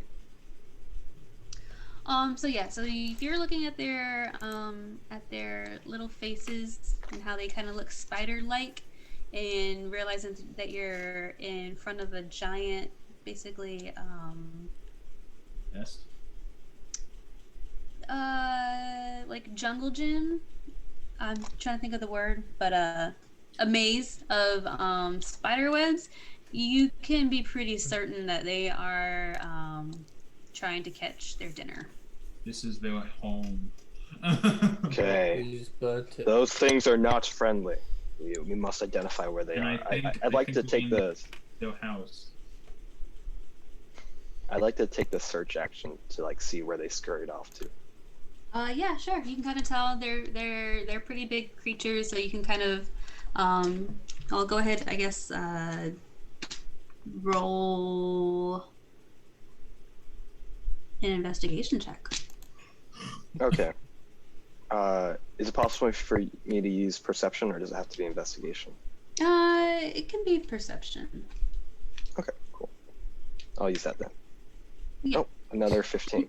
And yeah, you see him scurry off, and you can kind of tell by the the shaking of the tree branches. You can kind of tell that one is running off this way. There might be some up over here, and there's another one making a lot of noise, scrambling away up and to your left. And I guess if nobody has anything to say against it, I'll initiate combat by taking a shot at the one scurrying away from me in my sight. This one. Wait, why? I think they're trying to eat us. We must defend ourselves. I thought they were running away from us. Yeah, they're running away now. Oh, okay. Then I suppose Garon will just simply stand guard while we continue to bring in the webs. I'd like to persuade Meepo to follow me for the rest of this quest. Why? Because he keeps on bothering Kanan, and I worry that Kanan's going to kill him. Yeah, the small people should stay together. But then again, Gimbal, you're going to be up in the front, and that's the worst place for me. I'll protect him. So you guys continue on up the path, burning all of the remaining spider webs in your wake, keeping an eye out for these. They were eder caps for anyone who is proficient in nature or anything like that. And on the other side, the path leads you to a more densely forested area. Following a break in the trees, you come up to a break in the trees, and they send you north or west. Gnarled bushes and dead or diseased trees surround a run-down, rotten wooden shack. Let me go ahead and put you guys on the right map. Oh, by the way, that wasn't Channel Divinity.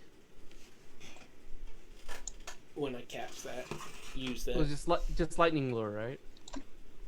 It's lightning lure, but the max damage is Wrath of the Storm. Feature? Oh, Wrath of the Storm. Yeah, so when you said you like did max damage, I was like, oh shoot, you used your Channel Divinity on that? Yeah, it's Wrath Storm, but Channel Divinity is different check boxes on my character sheet. I believe Wrath of Storm is a Channel Divinity. Nope. Shall not. Right. Isn't something. It's a reaction too. So yeah. Gnarled bushes and dead or diseased trees surround a run-down, rotten wooden shack. Wisps of smoke rises from a rotted-out hole in the roof that is lined with fungus. South of the shack is a low stone wall that forms the perimeter of a large hole. While east of this building is a larger wooden structure covered with creeping vines. As you come closer, you hear the sound of voices emerge from the shack, including a cackle and what sounds like two voices that are saying, "Please no, please don't hurt us anymore." Coming from this building over here. Is there a window? Are there windows on this building? There are. This is the door, and over on. Yeah. Hey, sorry, Pete. Wrath of the Storm doesn't deal max damage. It does something else. The thing that you did is your Channel Divinity. Uh-oh. Oh well. You're welcome. I would like to go up to the building. Yeah, I want to teleport. I'd like to stealth and try and peek through the window without being detected. Let's go together so Pass Without Trace stays active. I'll join you. Alright, so whoever's going up and stealthing up, go ahead and give some stealth checks up to where you want to be. And remember, you guys got a +10 to this. Oh, awesome. I have disadvantage due to half plate, so I'll roll that. All of us roll stealth? Is it a +10? It's just a +10 already on top of my already modifier. It's just us two are going up stealth. So that's. I think I have to accompany you guys to keep Pass Without Trace active. Yeah. Is it a +10 on top of what I've already got? Yeah. Yep. 17. So 31 then. Yeah. I got a 17. Okay. Let's see. You got 17, 23, 28. Yeah, so you guys get up there perfectly fine, no issue at all. When you get up to the window, you can see that the inside of the shack is in a terrible state of disrepair. The only contents of note are a ramshackle bed, a scratched up table, a warped wooden shelf with several containers on it, a fireplace with wooden spoons and ladles hanging from hooks above it. To your left are two figures bound and gagged on the floor while a blue-skinned hag leans over them. You guys can... the captives appear to be a couple of dryads that you had been told may have been missing. Sorry to interrupt, the stream is literally not on where we are. There's a big me in it, and then there's Meepo at the bottom. Oh yeah, you are massive. We all know Meep is the star. Yeah. I'm not sure why Meepo is coming up to the danger, but you know, okay. Meepo's the Dryad's hero. He's gonna save the day. Yeah, let's just all walk away slowly, stealth away, so Meepo doesn't know, and then he just goes in alone. That's so mean.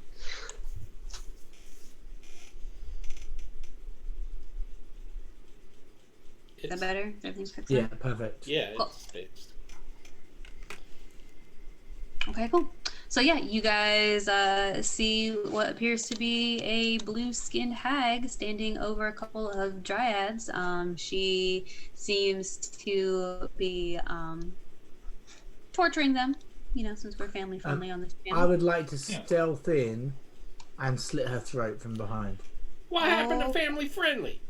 Well, it happens. It happened in Dungeon Run too. It's fine. It's cool. Yeah, All right, so go ahead. An assassin. Yeah, she is incredibly enthralled with what she is doing. So you can go ahead and make your attack at advantage. Okay. Oh, right. And then we Are will we? Okay.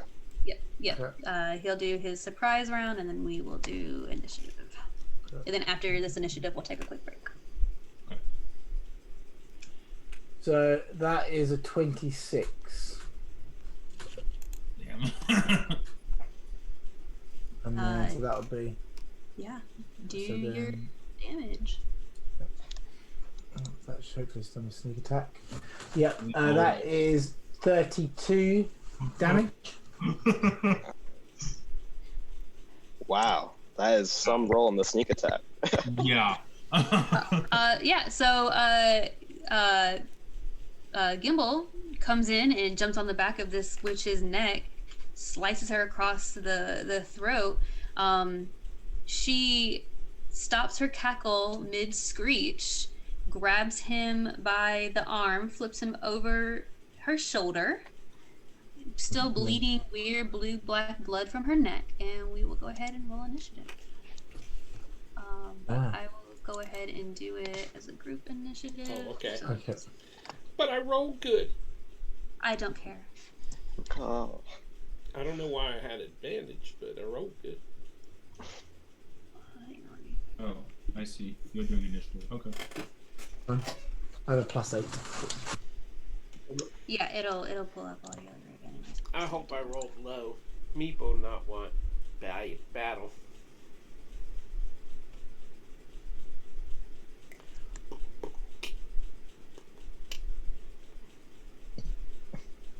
Ooh. Didn't work, did it? Oh, drats. Oh, you putting me in? Meepo is the protagonist after all. Meepo's the only one that's going in. Yeah, I don't know why I did that. Meepo turns and runs the other way.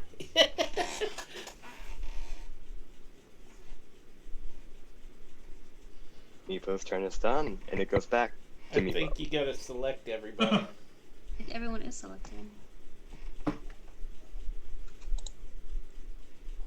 Are you on the right layer? That's why I set mine up as a button. Yeah.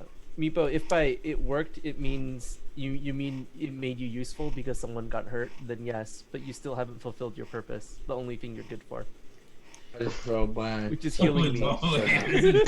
This is so dog. Which is healing me. Come on now. Yeah, after I beat you up, you have to heal me. You have one job, Meepo. And the Gith are ruthless. You had one job, Meepo. Come on. What are you doing? You attack. And do you want us to just roll? Oh, There we go. got it. Oh, got it. Nice. Yeah, I just forgot where to put the spaces and where to do this. It's so stupid. Your name is Gimbal Timbers One Shot? That's awesome. I know. Yeah, 'cause my normal character, Gimbal Timbers, has a bear. So I couldn't use him, so I had to big brown I had bear. to copy him and turn it for a one-shot. Very cool. Very cool. So I forgot about that. I ride on the back of a bear. So, but this little gnome. That's awesome. Yeah, we Alright, break called time. him Gimbal Bear, but we got confused. Okay. Gimbal, Awesome. Gimbal one shot. You up? No, I think we're taking a break right now, right? No, we're gonna finish the battle. Well, we can take it now or after this. What do You you just guys kill want? this person. You- I think I'm you gonna need have to to- kill them in one shot anyway. So let's just kill this dude. Yeah. I mean, it's already happened. I mean, so in a sense, we're just I guess I can advancing the plot. video. Don't forget to sort initiative. Am I on the hag at this point in time? It's already. It's already sorted. Oh no, it's not. Hang on. I think it is sorted. It just thinks Gimbal is going first for some reason. Oh, okay. There we go. Oh, okay. There we go. There we go. Okay, so Garoon is Oh, first. good. I'm not first. Alrighty. Garoon will also enter and will fire upon this hag. Is it dark in the room or not? There's a fire going over there, so no, it's Okay. Steve. All right, he And pulls even out. though even though you guys have been traveling for a while, it's still early night. Oh, okay, that's interesting. Anyhow, he pulls out from behind his pack this contraption that seems like a primitive firearm, really a hand crossbow, but he's modified it, and he will fire off some shots with sharpshooter. No disadvantage for melee because I'm a crossbow expert. And he is going to fire here. There's a, oh, I forgot, sorry. It should be plus 10 to that. Let me. Yeah, it should be plus 10, not plus 6. Yeah. So that is 16 piercing on the first hit. Yeah. And he fires another one. You do have an for advantage. Okay, I'm not going to use it on this one. Thank Cool. you, though, for reminding me. Then the second shot deals another 21 piercing. And then his, being the start of the combat, his eyes are just laser focused on this, what he has already dubbed as an evildoer, as Dread Ambusher is going to activate. No way, why is it not on my character sheet? Okay, that's weird. It is a feature of Gloomstalker. I can just copy and paste it over here. Yeah, sure. But essentially it gives me, oh my god, sorry for taking so long. I don't know why this wasn't on the character sheet. All right. But essentially on the first turn of combat, I can make an extra attack as part of the attack action, and I will do that. Once again, sharpshooter. This time I'll use my advantage to make that a 21 to hit for 21 more magical piercing plus an extra d8. So that's 4 more. And then bonus action from the crossbow expert attack, the crossbow expert feat, which lets me take a bonus action attack. I make another sharpshooter attack. That's a nat 1, goes terribly. And that'll be the end of Garoon's turn. Smoke just kind of whiffing off from the end of his firearm. That'll do it. All right, cool. This little dryad over here is watching all of you guys with super wide eyes. Senor Gimbal. I don't know why he's a senor. Yeah. Oh, he was looking at me. Sorry. He's getting confused. Yeah, okay, in that case, I will. Oh, let me just double check. I think you've now best.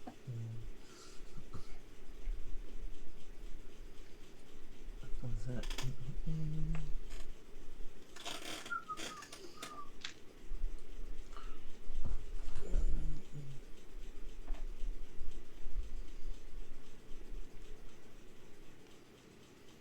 Oh, perfect. Yeah, I can do it with advantage then.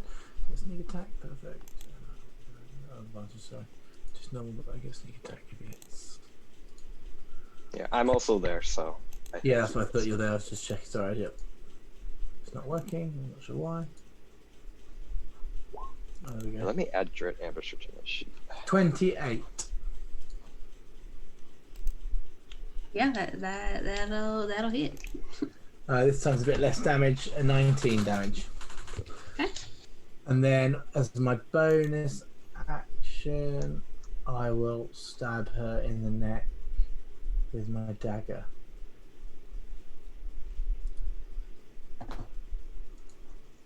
$13 might not hit. 13 misses. Yeah, okay, that's fine. Hey, this is really fun. All right. And that's it for Gimbal? Yep. Okay.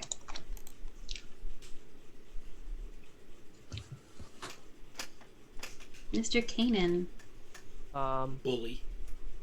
Fantastic. It's gonna be a mind spike. So, person gets to make a attempt a 17 wisdom saving throw. Do you have to see her? What? Do you have to be able to see her? Let me see. I can see within range. Can I not see her? You're outside of the building. I'm outside. Were you of the looking building. through the window? Were you looking through the window? Can I look through the window? Can I come up and look through the window? I'm up here. Do I need to go through? No. Yeah, as long as you can see her. If you're looking through the window, back where you were, you're outside the building and just looking at the wall. Okay.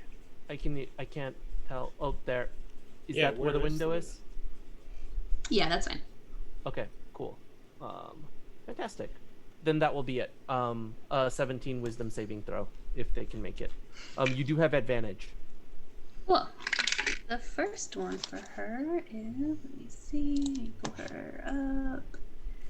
Oh, just for fun, I forgot to do this earlier. I'm gonna roll 2d20. Oh yeah, important. The first one is a 9, and the second one is a 13, and I will make note of that. 9, 13. Cool. That's all. Okay, so she actually already has advantage on saving throws against spells. The first one is a, let's see, a 7 plus 2, so that's a 9. Her advantage. That is a 15, so that's a 17. 17? He'll be. That's great. That just makes it. I'm gonna make that a 9. So what is that now? An 11. An 11. That doesn't make it.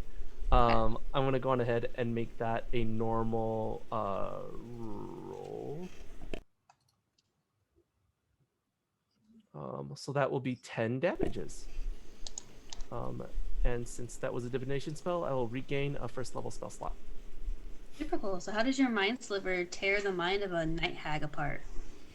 Oh, yeah, mind spike. I look at it and I say, "You're not even real.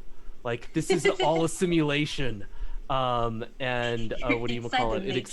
It explodes into an explosion of what I imagine is like words and pages. That's cool. I like that. Very cool. And I mean, when I see that, I'm going to tend to grin and go, maybe Keenan's right. Maybe we are inside a book. And this is a story after all. That was actually Illiken's idea. He was the one who said it first. I try not to think too much hard about that philosophical stuff. But I think we're just here to kill things. Yeah, I agree.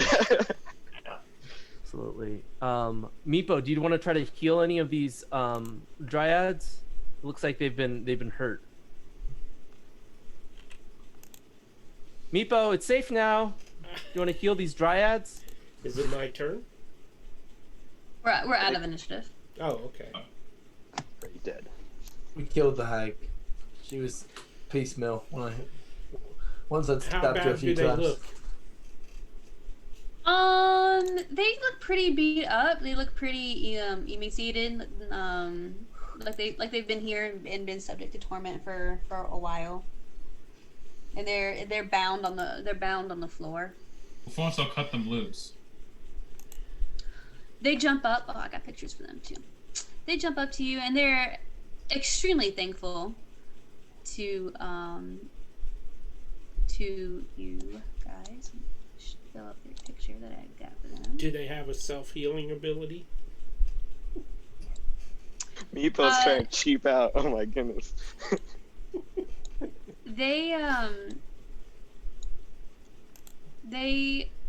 thank you for letting them up and for killing the hag. They introduce themselves as Jacala and Argentia. They go over to the wall. They go over to the shelf and they pick up their bag. A couple of little purses that are made out of leaves, and they take some berries out of their pouch and they start eating them. And then they ask if you have. Jakayla looks at you and says, "Have you seen a third one of us anywhere? We were captured with our sister Hannah, but the hag took her a few hours ago, and we fear for her safety. Have you seen a third one that looks just like us?" Gimbal's gonna run to this other hut and look for remains. Damn, that's pessimistic. Looking for the remains first. So he's going where? Yeah, he said this little hut had like smoke coming out the top of it.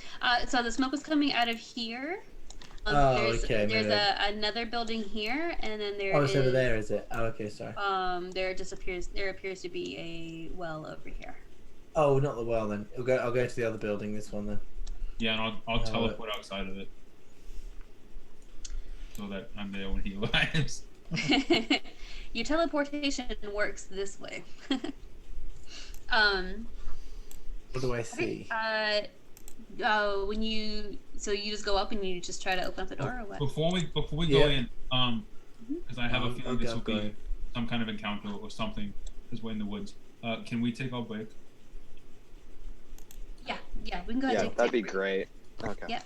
Yeah. Yep. Oh, Cool. So we will go ahead and we will take our 15-minute break. I gotta go put my kids down anyway. okay. Great. And we will see everybody soon. Thank you so much. Continue hanging out with us in chat. And we will be back in about 15 minutes.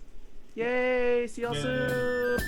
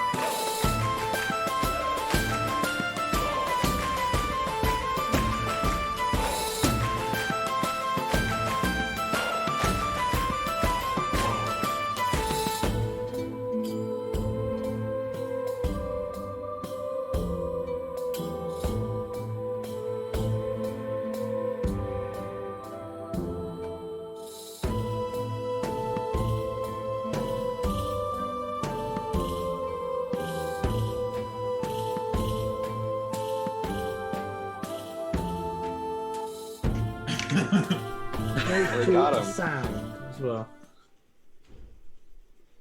And we have sound. We're back. Do we have sound? Can everyone please check if we have sound before I say anything else? Oh, I hear We do have talking, sound. so- Good sound. Just Yeah, checked. I hear it. Off. Can everyone please check if we have sound before I say Yeah, Yeah, we got sound.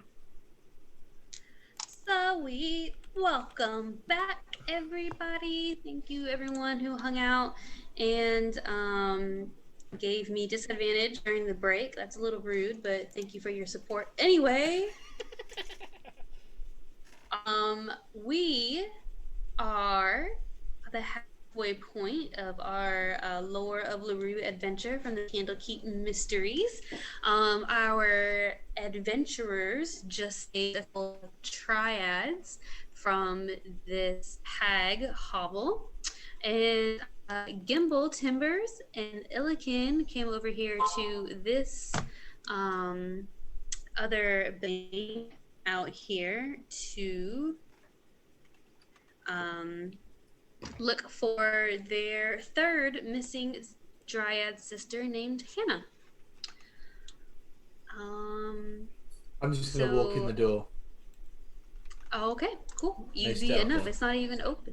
Cool. It's not even locked. The moment the door is open, you're met with a cacophony of wild sounds, clawing and gnashing at the cages that confine the animals of all. There are. I did not type this very well, so my apologies. Clawing and gnashing at the cages that confine them, animals of all sorts screech and holler in every which way, some growling with pent-up aggression while others wince in pain. There are 18 cages, most of them are occupied, and they line the walls of this grotesque menagerie. My possum came out to say hi, guys. Hi, Lily. Anyway. I'm gonna wander down to see if I can find this. Yep. And as you're passing by, there are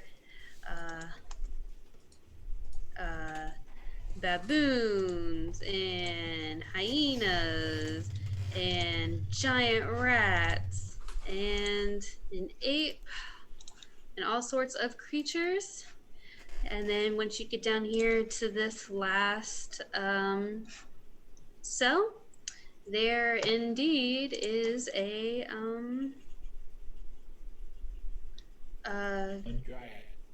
dryad who is bound and unconscious on the ground. Hey, Meepo! What? Miko, we need you hit your healing. Come heal this thing. Her name is Hannah. Her name's Hannah. Yeah, I don't care. Come heal Wait, this thing. But Are you vassals? you not we need to care? really know its name. Slowly, but people coming.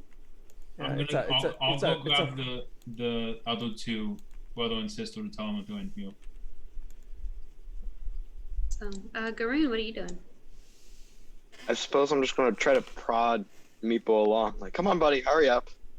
You gotta You can get there do it. before I count to 5, or you gotta give me 20. Right here. People And, know how to go pieces. And yeah, I guess I followed that. Who am I healing? The dryad. Dryad. She's in front of me. Lurching way. To the south. My name's Kanan. This is Hannah. Meepo. Okay. Lurch offers her a ration and say, "Feel better now?"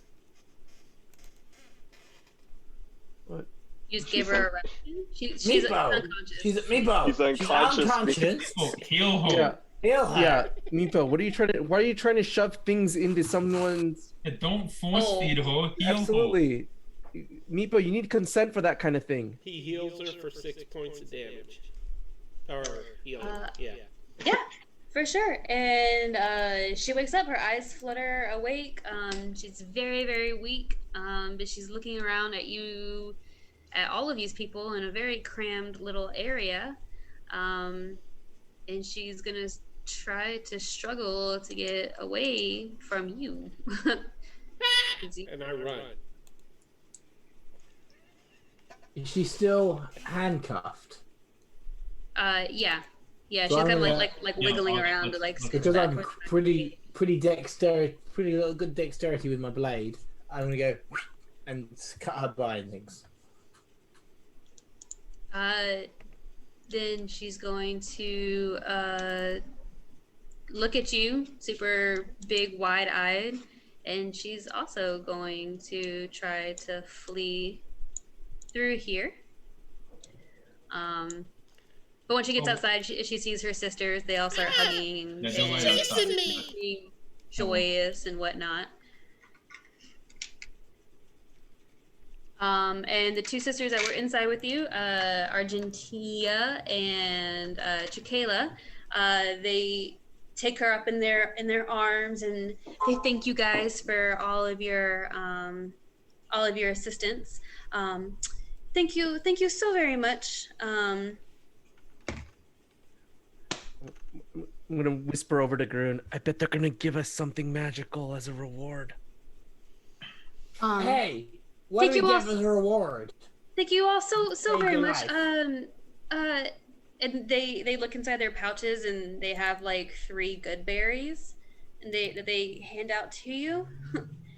We don't have much. We don't have much. The hag took most of all of our belongings. Well, we should search the house. Where did she take it? Wherever hags take things, she came and went very very often. Like a karma chameleon. If you if you don't mind, I think we need to take our sister back home, back towards the plateau. But best of luck on your adventures. Thank you so much. You're welcome. Yeah, And they start hitting. Can I do an insight check on them? On the one I want to go search the house. On the one that chased Meepo out of there, Meepo cast. No, I'm kidding. Okay, so I heard someone wanted to do an insight check. So go ahead. I want to see if they're lying and they only have berries. I think they have something more to give us. And I want to do an investigation check on the house to see if. Okay, let's do the insight check first, and then we'll do investigation. Yeah. Meepo's actually in the house. Oh, that's not good. 10. Not very insightful. It's fine because you saw them reach into their like little imagine like a little clutch, like this big, made of leaves, and that's all that they had. Oh, that's sad. But they say 3 good berries in the hand is worth 6 in the bush. 3 good berries in the hand is worth 1 cure wounds. But anyway, okay. Go ahead and do your investigation on the house if that's what you want to do. Okay. If you're I'm sorry. I want to do it on this house. If you're a druid and a cleric, a life cleric, you get each good berry is +4 rather than +1. It's true. Yeah. I don't think we have a life cleric. Oh, well, I assume Meepo would be. What cleric are you then? The Tempest, I think. Are you a Tempest? Yeah. Well, he's petrified of everything. At least the life cleric would make a bit of sense. 20. 30-20? Okay, cool. So over on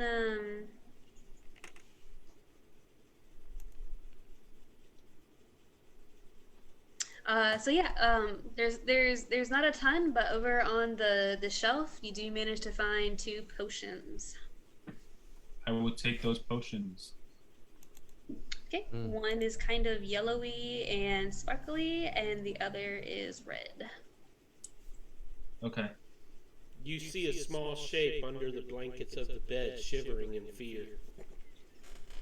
I don't notice the shape, and I sit on the bed, not on him, but next to him on the bed. I'm just like, ooh, these potions look cool.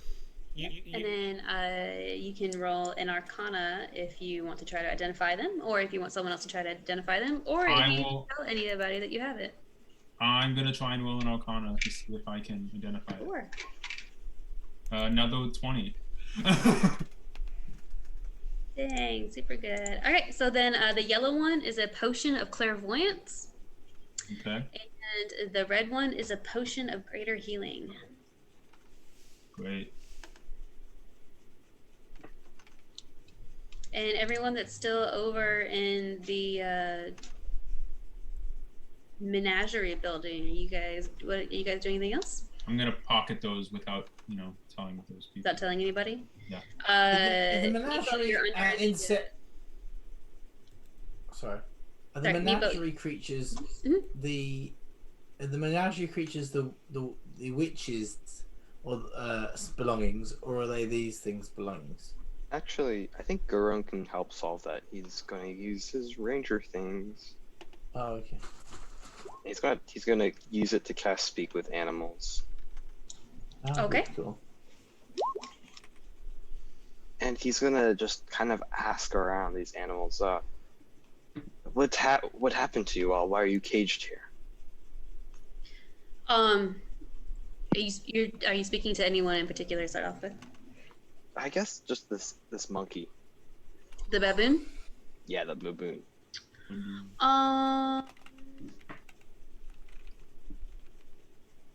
What is a baboon's intelligence? Beats me. Baboon. Let's see. 4.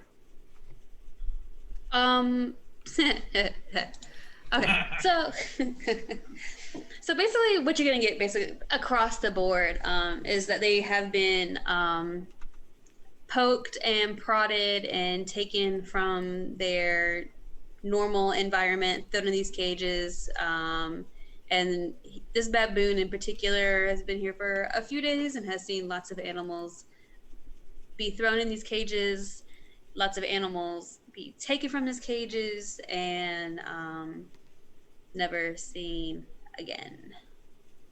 So, but not by the hag. Can I be assured if I let you go, you won't attack, you'll simply return to your habitats? And they're all very excited to go home. All right, then I'll just unlock all the cages, if that's possible. Are they locked? No, they're not locked. Okay, I just swing all the doors open. And you cause a Jumanji-style stampede of all these animals, leaving Meepo out. goes back in the building and hides. All right. Meepo, you were under the blanket when was it Gimbal? Wait, who was it? Who was it that pocketed? Yeah. Yeah, when Illiken pocketed the things, right? Yeah. He was sitting on you, basically, right? Cool. Okay, Yeah, cool. basically, yeah. All right. All right. So then as you guys all kind of congregate outside of these buildings, again, towards the north, it's now getting just a little bit darker. We'll say about 10 o'clock at night, and the red lightning and the thunder is starting to get to happen more often. And again, it is but this time, instead of being straight north like you guys had been, it's coming from the west, so more this way. You guys kind of came up this way. Well, it is getting late. I'm getting kind of tired. Is anyone? Darkness. Okay. I like rest. Do you like rest? I feel fine. I did not pick a battle, so I don't have any problems going on. Yes. We were forged in Kill the darkness. hag.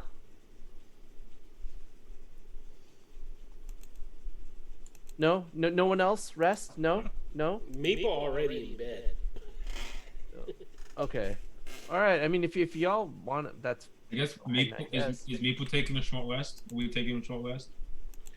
Meeple do so much. Meeple time. I don't want to really because I want to keep my temporary hit points because they've still got. It's an 8-hour last. Yeah, but if we do a short rest or a long rest. Short. If we do a short one, rest, we could do a short one. We'll still have plenty of time on that, probably.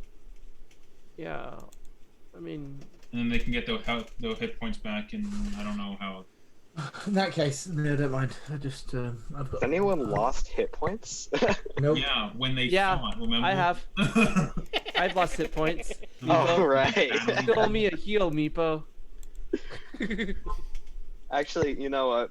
If it helps, I think Garun will cast Good Berry.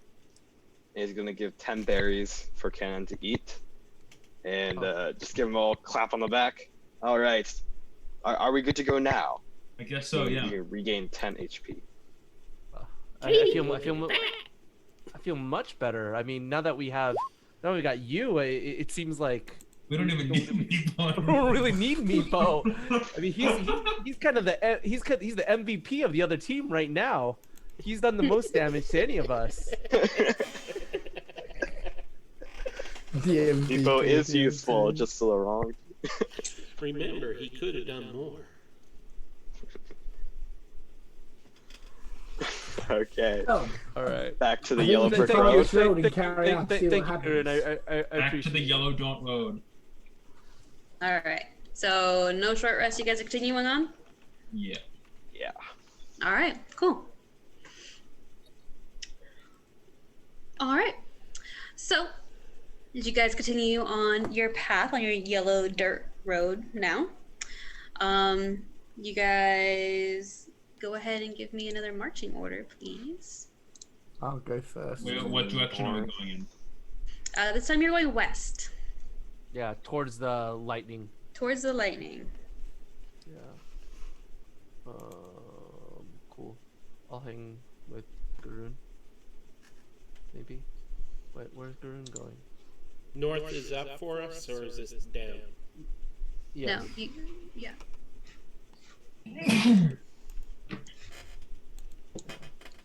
My nose itches. Cool. Yeah, this feels good. Okay, cool. We can do it that All way. right. So then let's go ahead and roll some perception checks as you guys continue on your I guess who is this in first? Gimbal? Yeah. Oh wait, no, Gimbal's inside the house.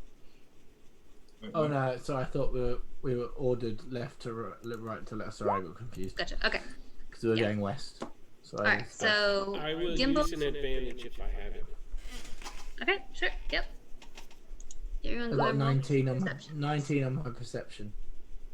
Perception. Cool. So as you guys continue traveling on, those in front, you can hear the sound of very, very fast river moving, very, very fast water moving. And it seems that you have finally reached the edge of this forest. Trees are fewer and farther between, and a short distance ahead, you can see the edge of the river. It's a wide river running perpendicular to your path. Off to the east of the river runs between two swaths of dense forest. To the west is a well-worn trail that leads through the underbrush and seems to follow the water. On the ground in front of you remains the edges of the campfire, suggesting other people have rested here before.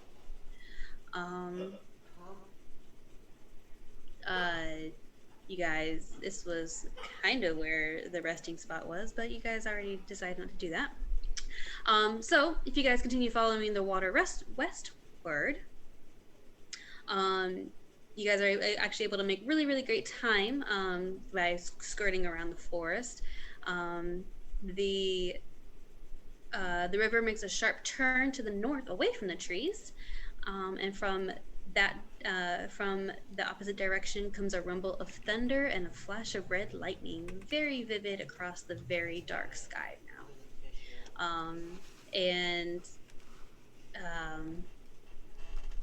Again, those in front who have been kind of sneaky, kind of stealthy, keeping your ears open, you start to hear some very gruff voices and lots of growling, and something that sounds very similar to like dogs or wolves fighting. Sounds Sorry, like.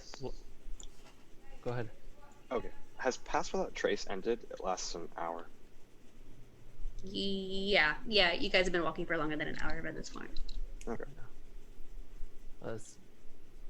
Sounds like maybe lycanthropes, maybe the big bad daddy. I forget his name. He indexes heavy on lycanthropes and werebeings, right? Mm-hmm. Hunting dogs, perhaps. Yeah. I'm thinking we're walking into a werewolf showdown. It's gonna be, climax. I'm thinking backlit by red lightning. It's gonna be super epic. Heroes come out victorious. We learn something new, and then we go home. I think we're getting close. I'd say we just maybe gotta win the battle. I'd say we're about 50% of the way through. Wow, that's. I want to. I don't think I can probably stealth in this situation, can I? I mean, you can always stealth. Would like to really stealth, but Okay. I mean, it depends. What I'm really asking is what I can currently see on the map. Can my character see? And if he can't, he would stealth on the sounds. If he can see that, then he might still stealth, but it'd be a bit different because I'm kind of stealthing to kind of see the lay of the land without being detected. Yeah, I might want to stealth and just teleport to like a tree or a bush or something and get a better feeling. If you can teleport to 20 feet away. It's I can teleport up to 60 feet away in dim or dark areas. All right. 21 stealth is what I rolled. Perfect. So, Illiken, where are you trying to teleport up to? I would like to go.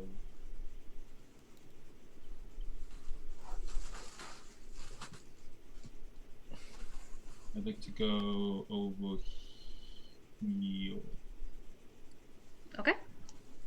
And I'll roll a stealth check to try and be quiet when I arrive. Yep. So roll that, and then we'll go over here to Gimbal, who is sneaking up. Gimbal, you see 6 huts circle the perimeter of a clearing. In the center of the open area, a large bonfire burns. Targets made of bones and stuffed animals, as well as dummies made of hides and furs, complete the encampment. A group of vicious-looking warriors are gathered around the fire. They clink together their bone mugs and rip into raw animal flesh with their teeth. Flesh blood drips from their mouths and hands. It seems like a celebration of some sort. Occasionally, between the warriors' cruel laughs, you can hear a cry of "To the Beast Lord" as they take giant chunks of meat in cups filled with an ominous-looking red liquid inside of it. These are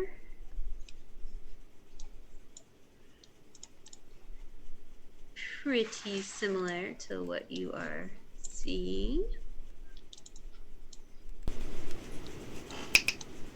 Bunch of warrior dudes, ladies. After a certain amount of time, you're not really sure of genders. Humanoids. And then you also see a couple of wargs that are also tied up, and anytime that they have any sort of animal flesh or one of these warriors passes by them, they lunge and they pull their chains out all the way. Very obviously very hungry. Maybe we just have to cut them loose. I feel like they might just go for the closest piece of meat, which currently I think is us. Yeah. What if we stealthily cut it loose, like from, I don't know, on top of a tree? Yeah. Like if I'm hanging from a branch and I cut it loose. I mean, that's an idea, or I could just try to put them all to sleep. That sounds good. Yeah, why don't you try and put them to sleep, and then if that fails, I will cut them loose. Can I do that? Let me see. 5, 10, 15, 20, 25, 30. I think I can get everyone except for the 2 wargs. Okay. I can handle the wargs, honestly. Yeah, because they're chained up right now, right? Yeah. Yeah. Like, as long as we avoid them, we don't really have to worry about them. Yeah. I'm just going to do one last check. 5, 10, 15, 20, 25, 30. Yeah. Okay, so I'll try that. Congratulations. It's time for my favorite spell, Hypnotic Pattern. Everyone gets to try to roll, what do you call it? Against Wisdom 17? Wisdom? High DC too? Yeah. I'm optimistic. Why? Is it because they're berserkers? I don't know what they are, but yes. They don't They look are very berserk. wise. They don't look like, yeah, they don't look like they've been spending a lot of time at the monastery. They don't look like they leave very often. So you can get all 8 of them? I can get, yeah, it's a 30-foot cube. So if those are 5-foot things, I think I can get them all.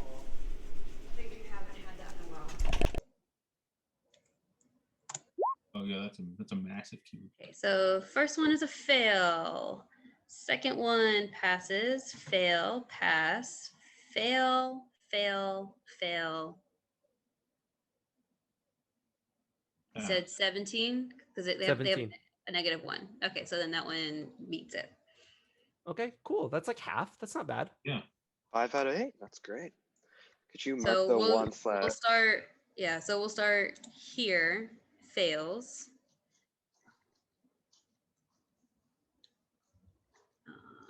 And he's just charmed, right? You can't move or anything. Yeah, he is charmed and is incapacitated and has a speed of 0. Until what? Until someone uses an action to wake them up or they take damage. Okay. Yep. I'll just say, focus on the ones that aren't on the ground. Let's see. Pretty Fail, colors. pass, fail, pass.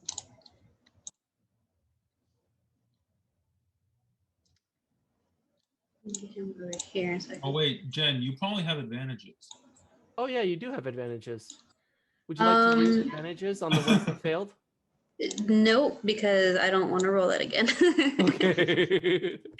So let's see. Fail, pass, fail, pass, fail, fail, fail, pass. Okay. So the ones that have the little sparkly things over their heads are the ones. The beach ball. Yeah. I'm looking at them like they are pretty pretty hypnotic strobe lights. I don't know. Okay. Right. And initiative, I guess? Should we roll initiative? Yep. Or do you want to just group roll it for us? Yep. That was 2 yups. Yep. Yeah. That was my good initiative. Sweet. Talking about. All right. Yaroon. Okay. Just to get a good view. And is it? So it is nighttime now? Is it dark around here? It is so it's about 10 o'clock at night, so it's pretty dark, but there are fires going all over this. It's a giant bonfire in the middle. So everything's lit up pretty well. My initiative is rolled, Jen. Yeah, mine is 2. On your It's roll. what? My initiative is +8. Ooh. And it's +5 on the. Yeah, mine's +5 and it says +4 on this. I think... oh yeah. I don't know. I don't either. I think you're all too picky. And I can just manually edit it. I don't mind doing I'm that. done. Yeah, that's fine. Okay.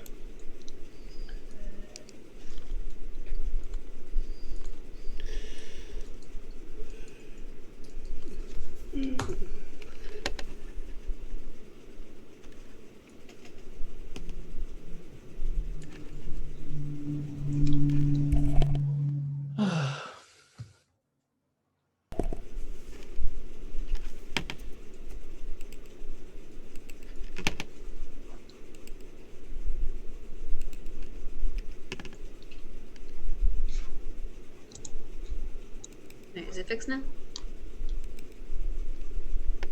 Yeah. Okay, cool. Thumbs up. Cool.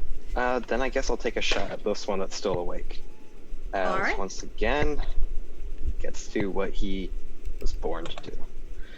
Sharpshooter on this. Sorry, gosh.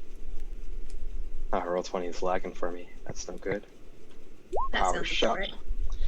16 to hit for 19 piercing. Another shot. Ooh, that's a crit. He doesn't crit very hard, but still 20 piercing. And then Dread Ambusher comes in, which I have on my sheet now.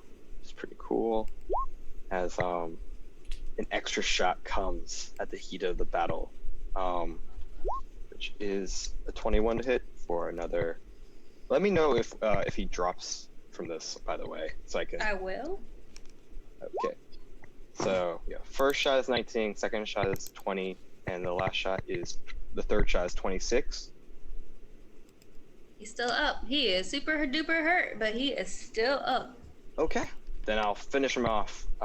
Bonus action attack with crossbow expert. Ooh, that's an 11. Does not hit. I think I will. Ooh, okay. I think I'm going to use precision attack and spend a superiority die. Okay. So that becomes 18 to hit for 19 magical That piercing. hits. All right, and he goes down. Somehow there are what seems like 100,000 arrows coming out of the darkness. Don't let me bore you, Peter. Nice. How much damage was that in one turn? That was awesome. Just wait until he uses action surge. He has that too. So. Oh jeez. And that's end of it. That's disgusting. All right, it is this berserker's turn. I am in the tree, by the way. You're in the tree? Okay, cool. Yeah. So yeah, he's just gonna know all that he sees is that some of his buddies are just staring at the campfire, I guess now. What does your hypnotic pattern look like? It looks like brilliant fireflies, but instead of them being yellow, they're like stroby, and flash different colors between strobes. It's like a strobe drone. Yeah, exactly. But Awesome. there are fireflies kind of swarming around them, and they seem mesmerized. Super cool. So then all he sees is that his friends are staring at these mesmerizing fireflies. He saw his friend in front of him, his buddy in front of him, go down, and it takes an action to wake up his friend next to him, right? Yep. That Right. takes his action. All right, then he will go ahead and wake this guy up. He's gonna kind of like punch him a little bit. He's gonna punch him. It's gonna be a little bit hard on the arm, but it wakes him up. So, all right, it's that guy's turn. This warg now is aware that Cannon and who is this? Gimbal are there next to him, and he starts just making this awful howling alert sound. that would normally alert anyone else in the area that there is intruders. I don't think that counts towards waking everybody up, but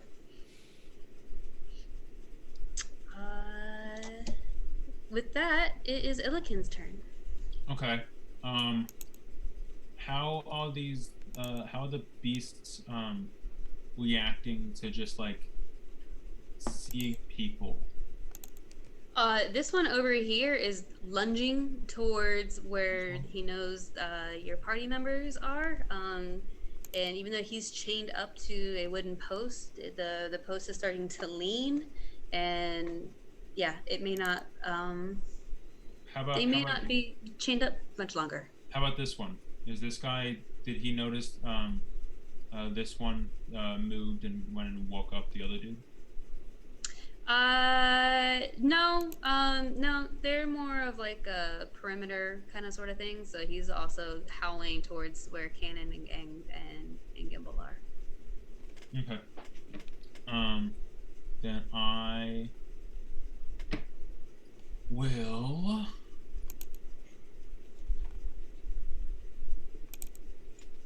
Yeah.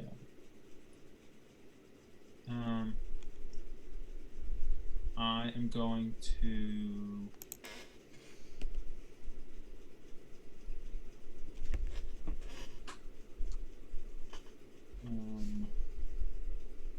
do all the damage. Yeah. I guess I will teleport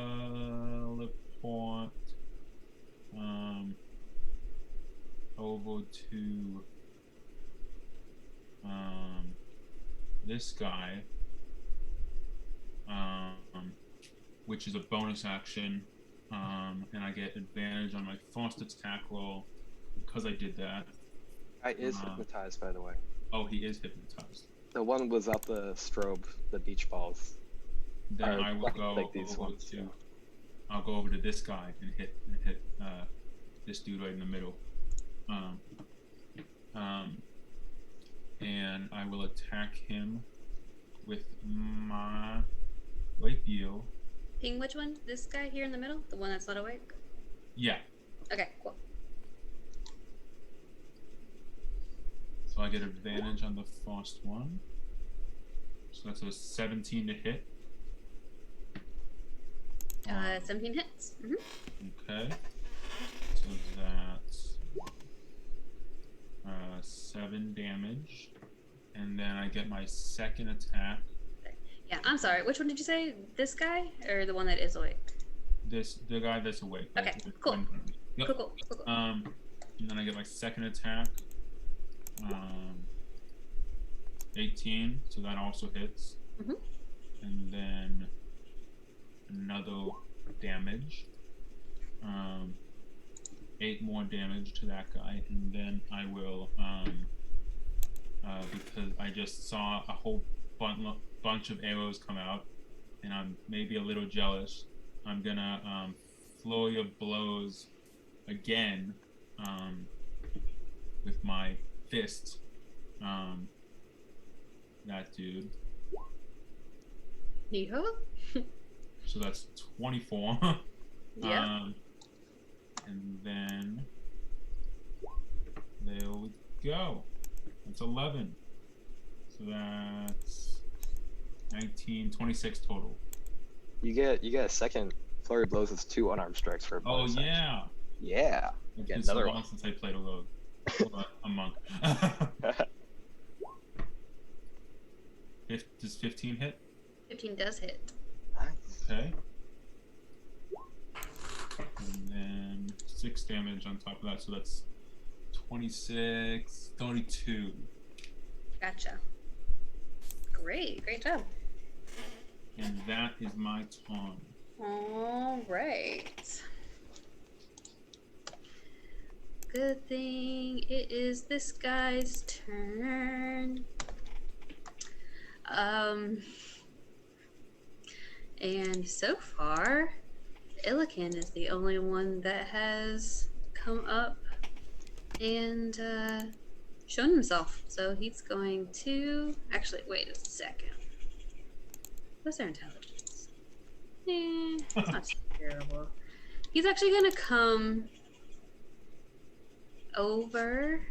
He's gonna start coming towards where the wargs are barking and growling at. So that's 30 feet of movement.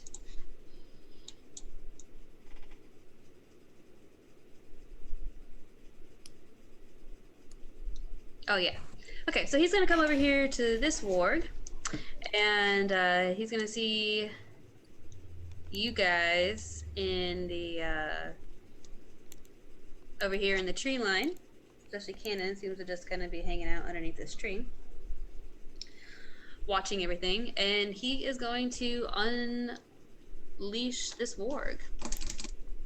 It's gonna be his turn. And Gimbal is up.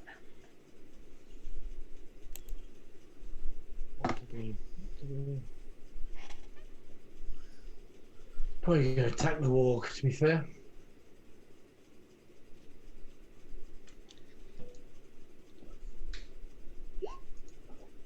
$21. That hits. Sneak attack. That is 24. No, yeah, 24 points of damage. The first attack. And then with my bonus action, gonna use my dagger. Oh, which misses. Critically misses. You have advantage? Oh, do I? I don't know. Okay. Do I? Yeah.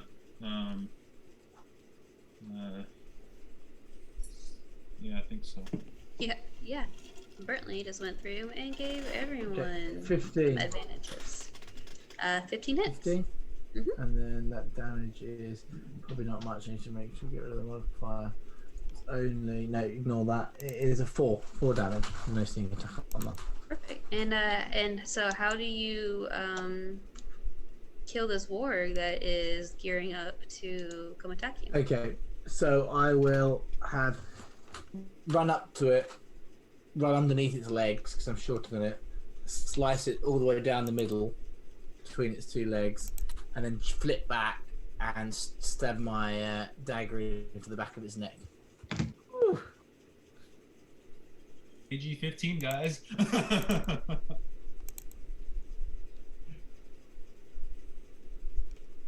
Didn't say anything that isn't just actions. Didn't describe the gore. Left it to the imagination.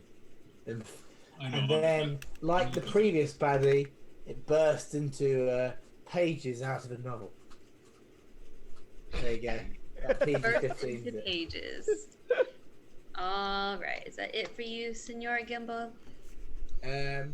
Yes, because that guy's not near me, so I'm just going to stay put. All right. So this is one of the incapacitated berserkers. Can he do anything? You can't try to get out of it or anything? Nope. Nope. What? Meepo. Meepo. Meepo. Okay. Meepo is tired of being teased by that big bully. So You gonna attack Kanan? Yeah, I think so. he is going to right here. Wait, let me double check that.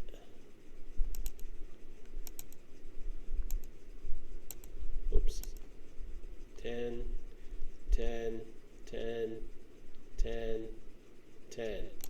You sure you want to attack the ones that are incapacitated? I know what I'm doing. Okay, cool.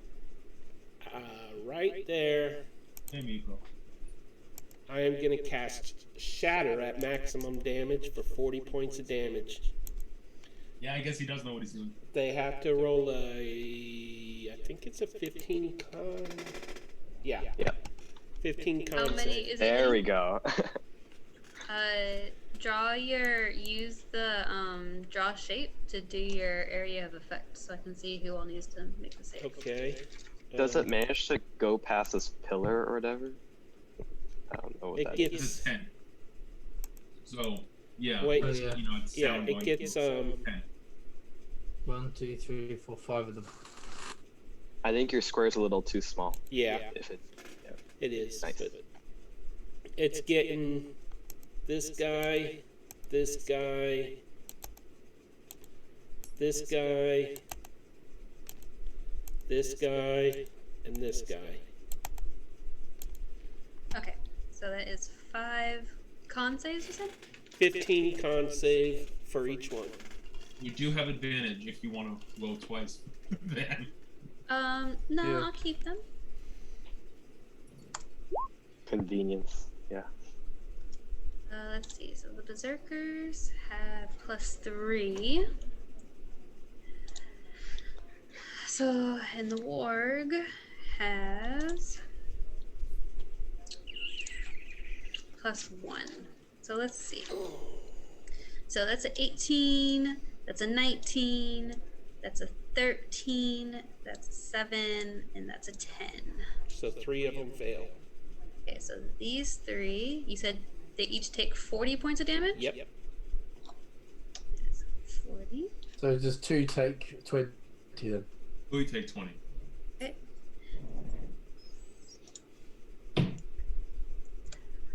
Okay, which means that this guy is woken up.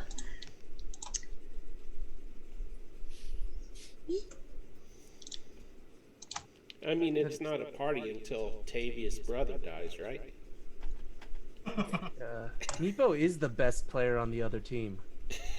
you won't roll up. because he just woke up everybody. Just and woke didn't up kill anybody. everyone that we just Yeah. tried to- Yeah, but they all got to be close to death. I mean, come on. No, they aren't. It took like 80 hit points to get through one of them. Oh well, it's okay, Meepo. It's the thought that counts. It's a nice try.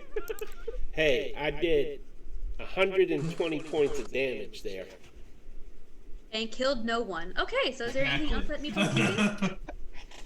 Anybody, That was a great wait. attack. Anybody else in this party do 120 points in one shot? I think Jonathan did. There you go. Very Nah. close. Very close. Yeah, I can't tell you how much damage I did, but I can tell you I prevented a lot of damage by putting a bunch of people to sleep, which you just undid. Yeah. Alright, so is Meepo doing anything else? Let's see. Any way I could convince you that was a bonus action?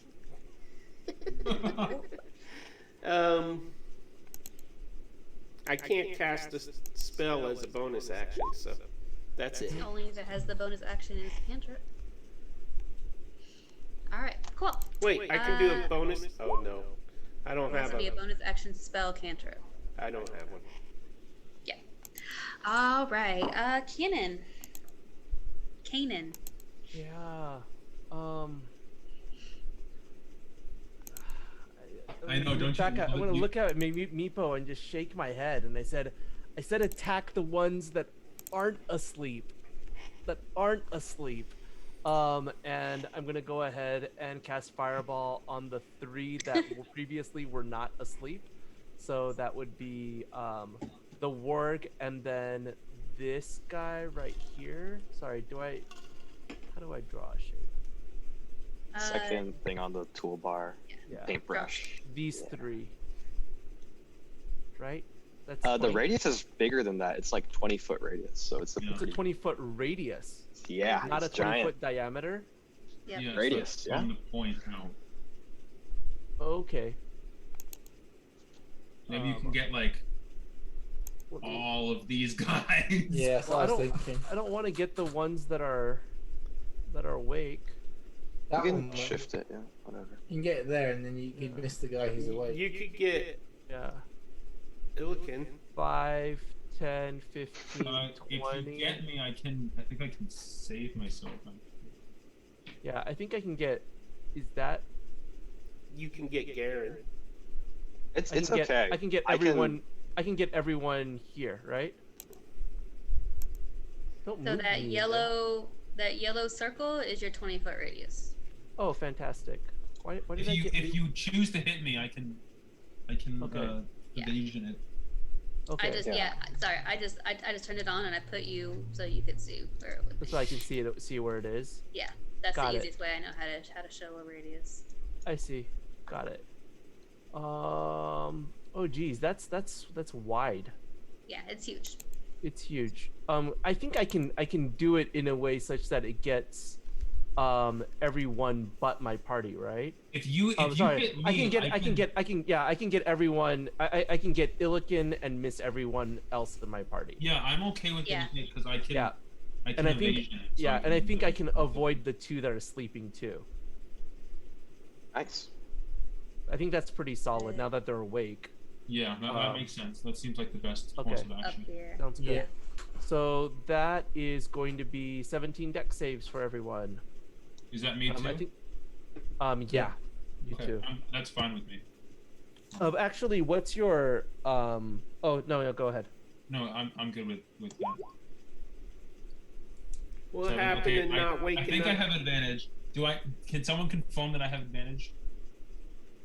Illiken, you have advantage, correct? Okay, I'm gonna use that. Oh no. Oh yeah! You'll take like half damage. It's a Yeah, no, I'm good. Yeah. Let's see. If I fail, I still only take half damage anyway. Pete, for the record, I'm not hitting any of the ones that are asleep. I'm only hitting because the ones the that are square is over Except top. for this guy. Okay. Yeah. Yeah. I can move the square. Yeah. Just like here. Yeah, like there. That's Okay, exactly so what I want. Thing, Warg, Berserker, this guy, this guy, this guy, this guy. Yep. 1, 2, 3, 4, 5, 6. Okay. Alright, so actually no, I need to roll an extra one. Okay, so yeah, so fail, fail, fail, fail. 1, 2, 3, fail, pass. 1, Oh, that's 2, fine. 3, 4, 5, 6. 1, 2, 1, 2, 3, 4, 5. It's a nice roll for fireball. Yep. All right. So this is the only one that saves. Is this guy over here? Everyone takes 32. 32 for everyone, yeah. And then 16 for that guy. And for me. Like how he had to one up Meepo. Oh. You were saying about how much damage you did, Meepo? How much did you do? More. How many did you hit? 5 of the 6. So war goes down. This guy here catches fire. This guy goes down. Meeple soften them up. This guy goes down. This guy catches fire. This guy is down. Yeah. Everything. Jay, would they have gone down if they hadn't taken 40 points of damage? No, they would not have. Yeah, No, they would not I rest have. my They would not case. have. Good job. Teamwork. Makes the dream work. I begrudgingly say. Thanks to January. I still don't think Meepo has healed a single party member though. But good work on the Gave me shadow. 5 temporary hit points. All right, Kanan. Hey, those are helpful. Is there anything else you would like to do, my dear? No. There is not anything else I would like to do presently. Right, that is still one of the incapacitated berserkers. Incapacitated. And this guy is gonna go ahead and take a flaming swing at Illiken. Okay. And he's gonna go ahead and do a reckless attack. So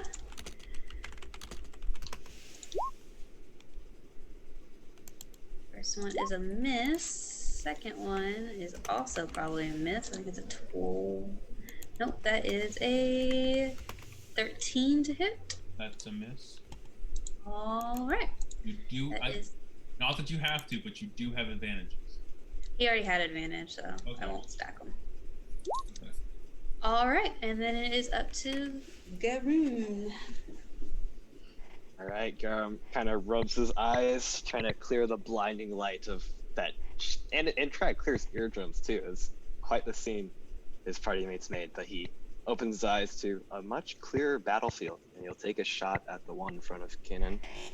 Sharpshooter. That's a 19 to hit for 21 magical piercing on this one. Nice. All right. Tell us how that guy goes down.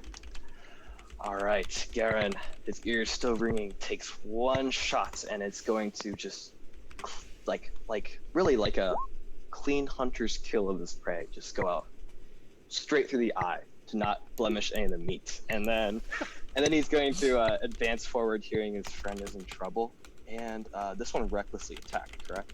Correct. Yeah. So advantage, and he's gonna, and he's going to sharpshooter against this one as well. Sorry.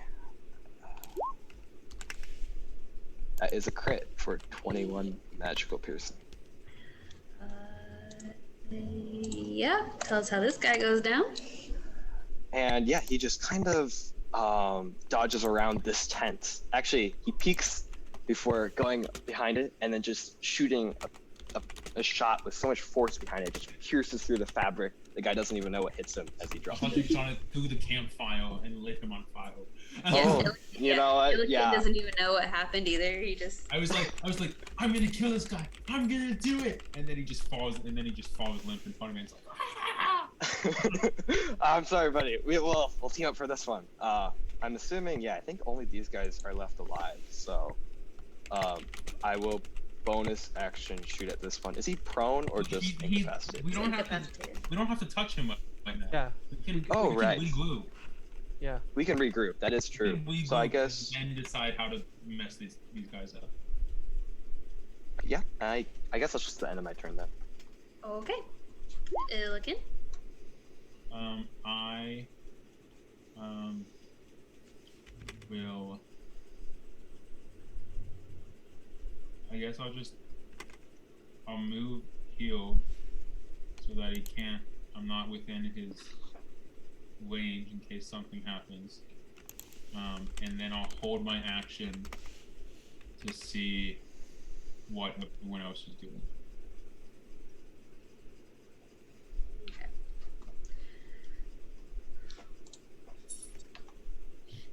Okay, so is the general plan to leave these guys alone and continue on? Is that we can drop initiative and continue on?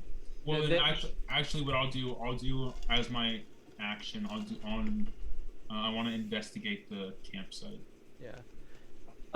Yeah. Just for fun, I can hold hypnotic pattern for another. Are they still asleep? No, right? I mean, they're not going to stay asleep. Yeah, they're still incapacitated, but they're not going to stay asleep.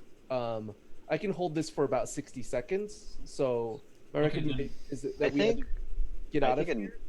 Initiative should be dropped anyway, because either we run away and leave them alone, or honestly, we could all just ready our actions and then to just bonk them all at the same time. Either way, exactly. Combat's over. Well, I'd like to investigate the campsite. See if I can find anything. Yeah, you can do that really quickly. Okay. Meeple here! Who need help? I need help. I got an 18. I need healing. Still, Meepo. I could still use, waiting I could on use that healing, Meepo. That healing. Meeple confused. Yeah, so 18, you're looking through everything. All that you're really finding is a ton of gross animal innards, a bunch of carcasses that are just kind of tossed about and thrown around wherever. It's icky. It's really not Awesome. very pleasant at all. There's some animal hides if you're interested in any of that. But otherwise, it's not fancy at all. Okay. Real quick question. Are Kanan or Gimbal injured at all? Nope. Yes. I appear to have taken some lightning damage. Kanan, you can come over closer to us and I'll get a heal on you. You sure you want to heal him? Yeah. There. Come over. And I will cast. Because, hey, I can. You can do it. Put your back into it. Mass healing? What? Yeah. Okay. Why would you use mass healing? Is that what we need right now? Area of effect. Okay, if that's what you want to do. As you guys are doing all of this over here towards the left side, or towards Well, I guess You didn't have to actually come close. Anybody within 60 feet up to 6 people that I name. Oh yeah, that seems like a perfect spell for like the heat of battle. Yeah. No, a healer heals after the battle. Yeah, but wait, what if they're dead? I name myself. I name Garen. Okay. I name Illikin. Okay. And yes, Kanan. Okay. Thank you. I think I'm confused. But I will begrudgingly what do you even call it? Admit that I could not have taken down as many of those berserkers without you softening them up for me first. Thank you. When we get a chance, I think maybe we should talk about strategy. And I have a lot of spell slots. Don't worry about it. When to use certain spells. I think we're not yet at the climax. And it might be helpful to just ensure you've got you're not. As a matter of fact, as you guys are standing here arguing about healing and the proper moments of healing over behind you, coming from over here, the red lightning and thunder is crackling almost consistently every few seconds. Yeah. It's happening. When you guys look over there, up over the hill, you can see that there would be no other storm clouds, but up over the hill, where all this lightning coming from is one giant black cloud, and that is where the lightning seems to be originating from. Hey, Illikin, did you find anything? There was a lot of gross meat and some hide, if you want some hide. Didn't think so. See, like in these stories, usually what happens is the heroes meet a bunch of friends along the way that give them help in the form of magical items, weapons, potions, things like that. But very rarely do they get assistance. While he's talking, I'm just gonna teleport to the top of the hill. A shadow. I'm trying to drop some knowledge on you. Garen will follow him. It's the hero's journey. Come on. Right. Are you an English teacher by any chance? So you guys managed to make it up and over the hill and the river. And through the woods. To Grandmama's house. Y'all wish you were going. Those are some bad guys. Yeah. So every few seconds, lightning's flashing. Just a minute. Meepo would not be in the front.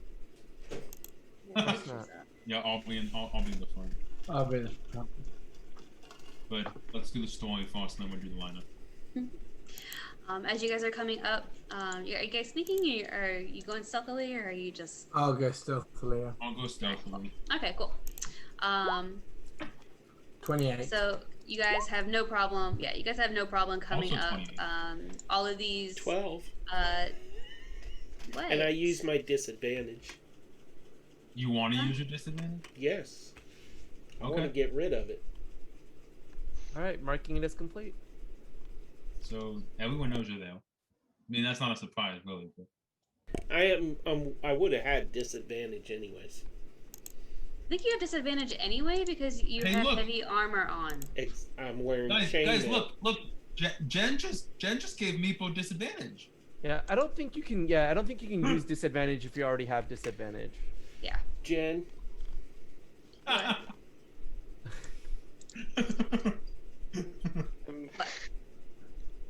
Why before you do that? Because I'm DunJENN master and I can. Wow, that was great. But anyway, so yeah, you guys have no problem, despite Meepo's heavy labored breathings and his constant jingle jangle and his high pitched voice. You guys have no problems coming up over this hill. You see that there are these 6 humanoid creatures. They all have their backs towards you. And you have now come across the pool of eternal spring, or at least what's left of it. Its once clear waters are now streaked with red and black impurities. Standing at the edge of the pool is a feral-looking human clad in animal skins. That is this guy for y'all. Oh. I don't like that. Around him are 5 werewolves in half-shifted form. Who's that guy in Ninja Turtles? That's the bad guy. The Shredder. That's who he looks like. Yeah. And as they are, they have their backs towards you, and they are chanting "Water into blood, earth into bones."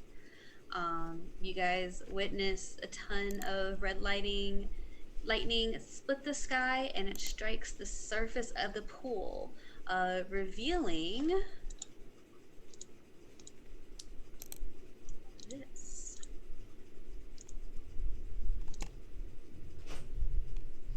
Oh, so pretty. Ooh, what? Oh. A nightmare? That's cool. So you guys know that this pool is supposed to be basically the home of Lurue the unicorn. Yeah. And she is typically known to be very kind and very gentle, very beautiful star-ridden mane and everything, very ethereal. And it's now the complete opposite, as it's been corrupted by the cult of Malar. Is she cursed or something? Well, you know what? Let's find out, shall we? Can they see us? They are not paying attention to you at all. So, Jen, what I'd like to do is sneak up behind this guy. They didn't even notice Meepo? Nah. I want to sneak up behind this guy and then slice him with my rapier. I can't. Oh, really quickly. I can only see about 10 feet around me. Is it because it's dark? You don't have dark vision? No, but I have a light sword. A sword with light. Oh, you should be on the other side. Should be on this side? No, the left side. The left side. No, I still can't see.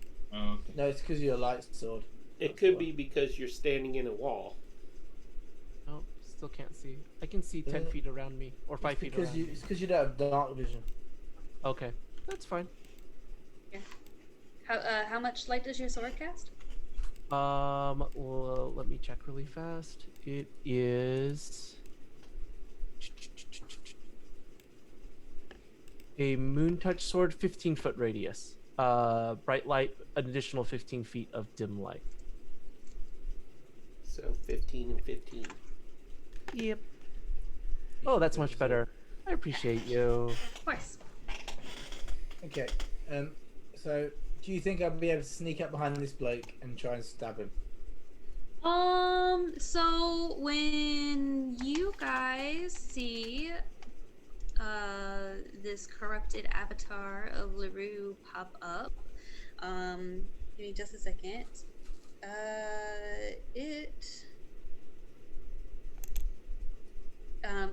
Actually before you're even able to get up to that guy,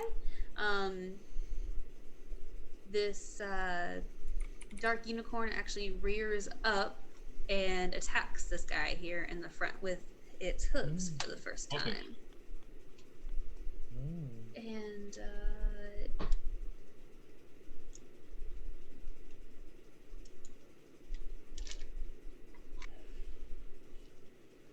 oh dang, it's a 19 to hit that guy. So makes it 26. So this guy. So you see the what is going on? There we go. So yeah, so as you're sneaking up, this dark unicorn slices this guy across the front of his face with its hooves. And you can see it tear open a gash across his whole entire being. And he goes down on the ground, screaming in agonizing pain, and then it makes an attack with its horn. Oh no, you wanted to sneak up there. Oh yeah, that's fine. Sorry. Yep. I thought you were gonna die. Yeah, so you got about so you got about halfway there. Okay, cool. And then it's going to try to gore at him with his horn,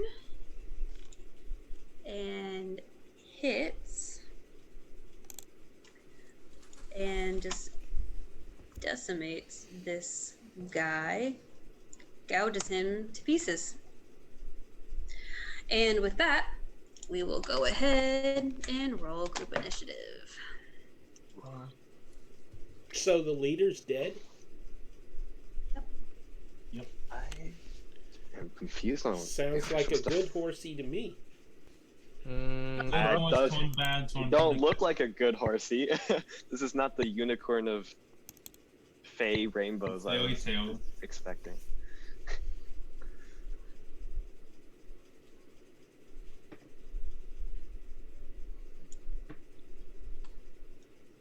Did it do everyone's right way that time? No, it still didn't, did it?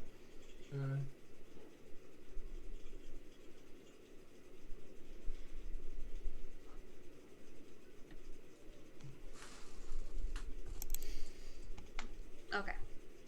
I think I got mine right. Rolled max on my gift of alacrity. That's nice. Okay. All right. So, did everyone's thing go through okay? I changed mine to the correct. Cool. I changed mine as well, but it didn't change the. All right, cool. All right. Then we start off with Garun.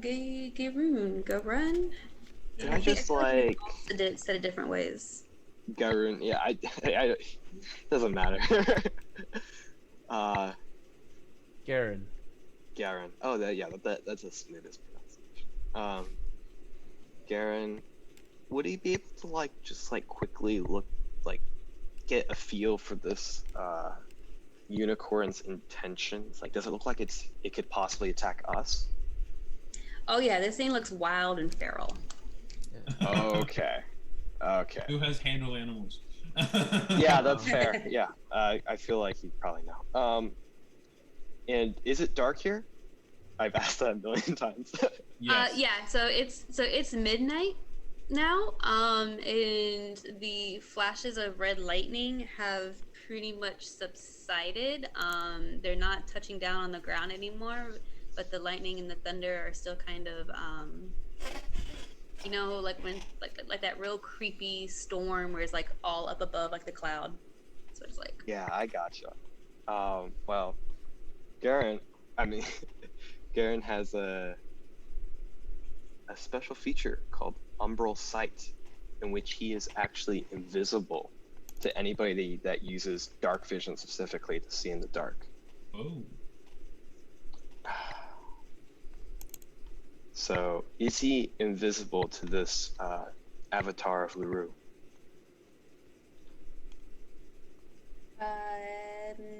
Yeah, I guess so. That's awesome. Yeah, that's Sweet. insane.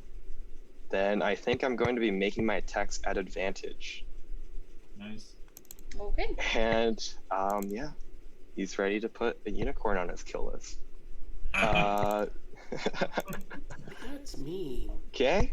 You know, 23 to hit for 18 magical piercing. 25 to hit for 18 more magical piercing. Then he will use Dread Ambusher because it's the first round of combat. That is a 19 to hit for 23 more magical piercing. And then he's going to pop an action surge just to make sure this Just thing to be dies at awesome. all costs. just Yeah, to be just the. Yeah. And he takes the attack action again. He's going to use Precision. He's got some superiority dice left, so he's going to Precision. Oh, that's a 13, so it probably still misses. It misses. Yep. Meeple heals. the Second unicorn. attack. No, just kidding. Yeah, that's Classic something Meepo. Meepo would do. Okay, 17 to hit. That hits. Okay, for 17 more magical piercing. I don't know if Dread Ambusher would apply again. Let me check out the wording. Start of the first turn of your combat until the end of your turn. If you take the attack action on that turn, you can make one additional weapon attack. So would that apply to my second attack action from Action No. Surge? I wouldn't Doesn't think so. sound yeah, like probably it. Yeah, those things don't usually. Yeah. Double. Yeah, okay. Then I will use my bonus action to make another sharpshooter attack. 23 to hit for 21 magical piercing. And I spend my last superiority die to do menacing attack. And I need a wisdom save if it is alive. And it adds alive. 3 more piercing, and it's just needs a wisdom save or it's gonna be frightened. And it's the DC is 15. It's done. It's 15? Yeah. Yeah. Okay, so it got 19. All right. And that is the end of Garen's turn. All right. How much damage did you just do 100 or something. total? I'm not counting. 53, Good. 6 hits. 40, 60, 70, 89. Just either just over or just under 100. 95, yeah. Damn. 95, there There you you go. go. Perfect. Strike All was right. gonna strike. This werewolf, kind of, it starts backing up away from this avatar, from this guy. And as he's backing up, he notices Gimbal here, and he kind of does like a, oh, okay, and goes after him. Didn't walk out as well. Yep. All right, it is going to do a multi-attack. The first one with a bite. That is a natural one. I'll go ahead and use one of my advantages. So go ahead and mark that off. Marking. That is a 10 plus 4, so 14 to hit. Missed. All right, and then it's multi-attacks. That was the bite. Now it's going to use its claws. That is a 4. I'll go ahead and use another one of my advantages. Okay, marking. Another 14. Missed. But he misses you completely. Oh, something to use my uncanny dodge. Didn't work. Didn't even have to. Didn't have to. And Kanan.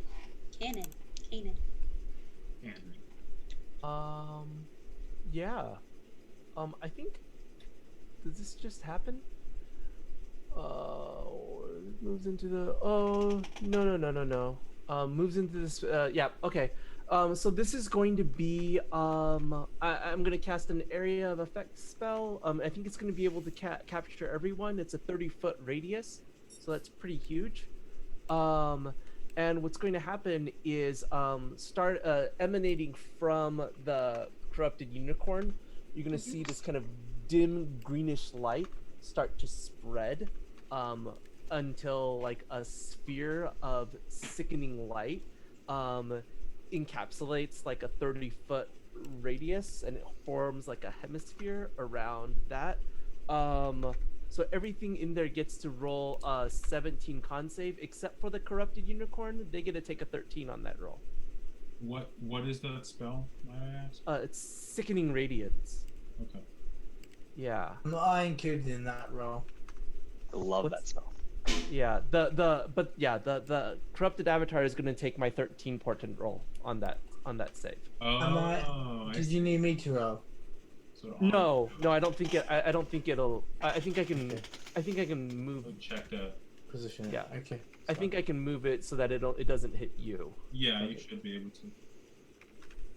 Yeah. Right? Just like right at this point. Just right there. Yeah. Yeah, I think that'll work. Perfect. Should get everyone, but You're in the perfect spot not to get hit. Except actually, wouldn't the werewolf be closer because he attacked? Yeah. Maybe there we go. Okay. I think it. Yeah, it still barely. works. Yeah. Yeah. Okay. So Very nice. 1, 2, 3, 4, 5. Need to make what kind of save? Constitution. 17 is what they're looking for. They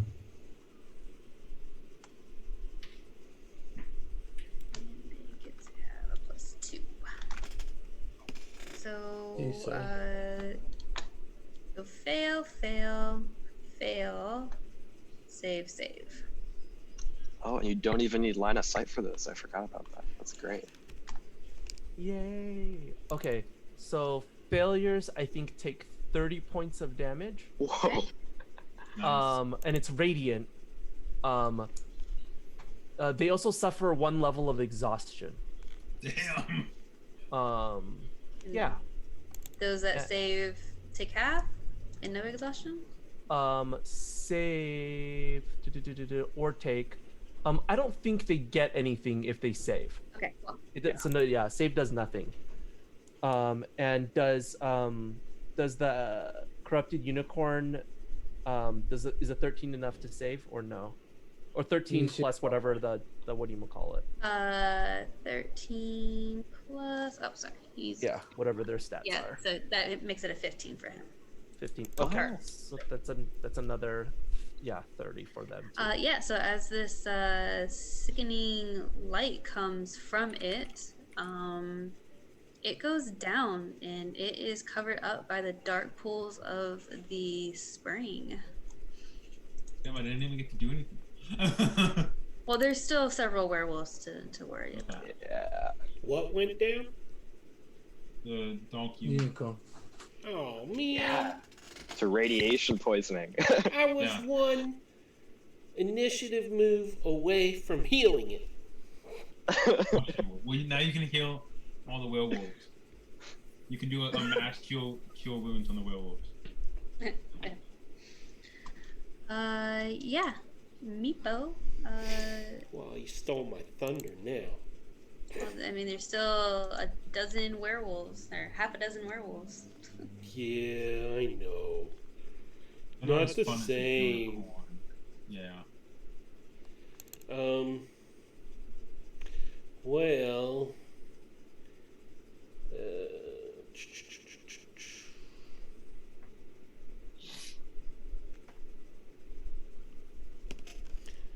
Let me check my ranges here.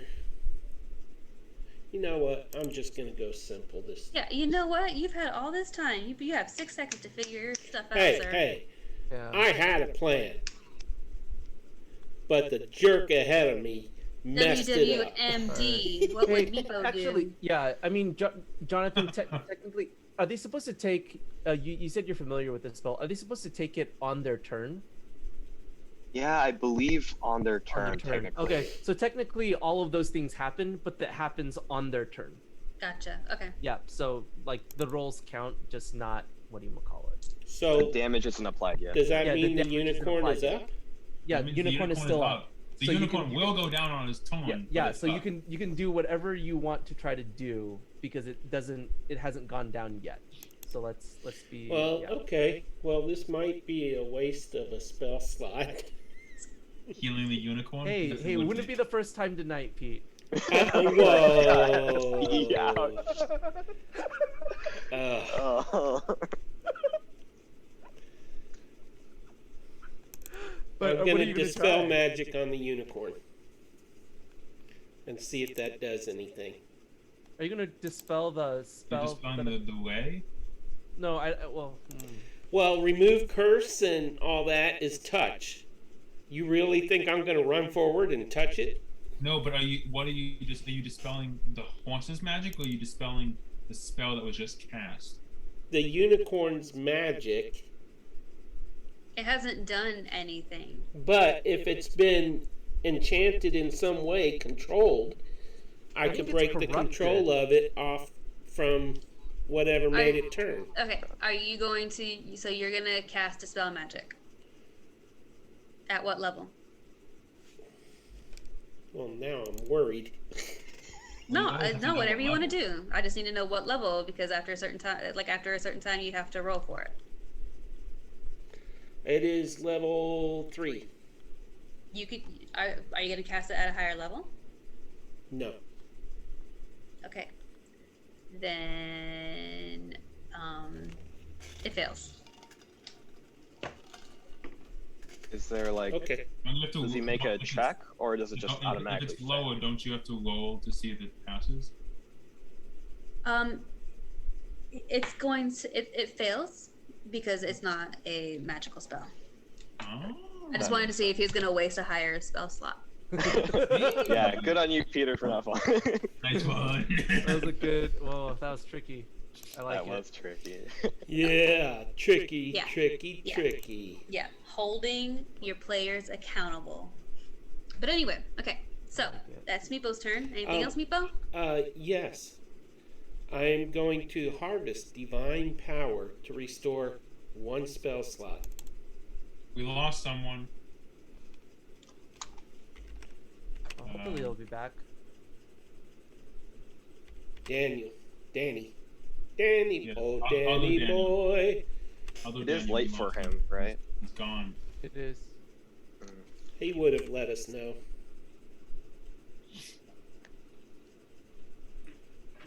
Are we still lined up? No. No. Oh. You just lost power, everyone. Oh, no. Okay. You know what? I'm not going to harness divine power.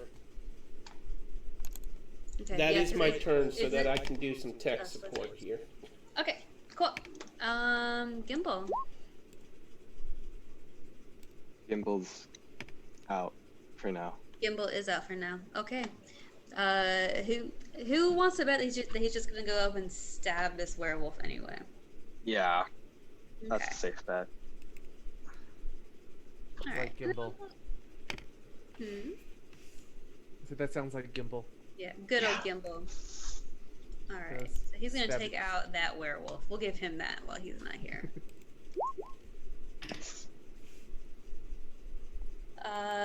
So this avatar takes its damage at the beginning of its turn. So now Right. it's swallowed up by the black waters of the pool of eternal not so spring anymore. This werewolf sees that it went down. He's gonna howl. Cool. And these 2 werewolves flee off this way. Uh-oh. They run off into those woods. Which leaves these 2 werewolves to follow suit.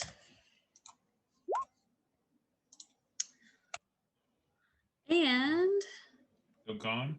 makes us, pretty much out of combat. We want to do something. I know, I'm so sorry. You can punch Meepo.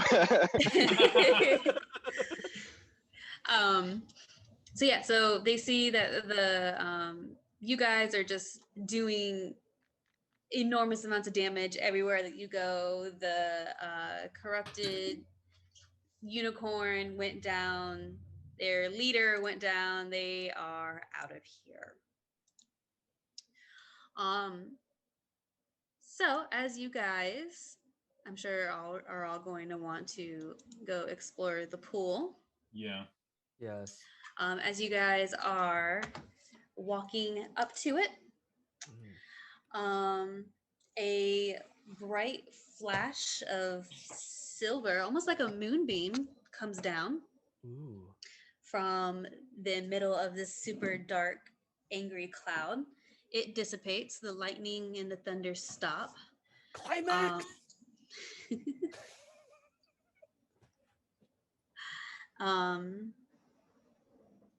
A jagged stroke of white lightning originates from the moon and strikes the unicorn, transforming it into the true living avatar of Lurue the unicorn. She gets up out of the dirty water and with her silvery mane and her shimmering hooves and a spiraling horn. She gives you guys a very thankful nod and bends down to dip her horn, now cleansed of corruption, into the pool. She once again gives you guys a grateful bow, and she gallops off through the night, freed from the threat of Malar.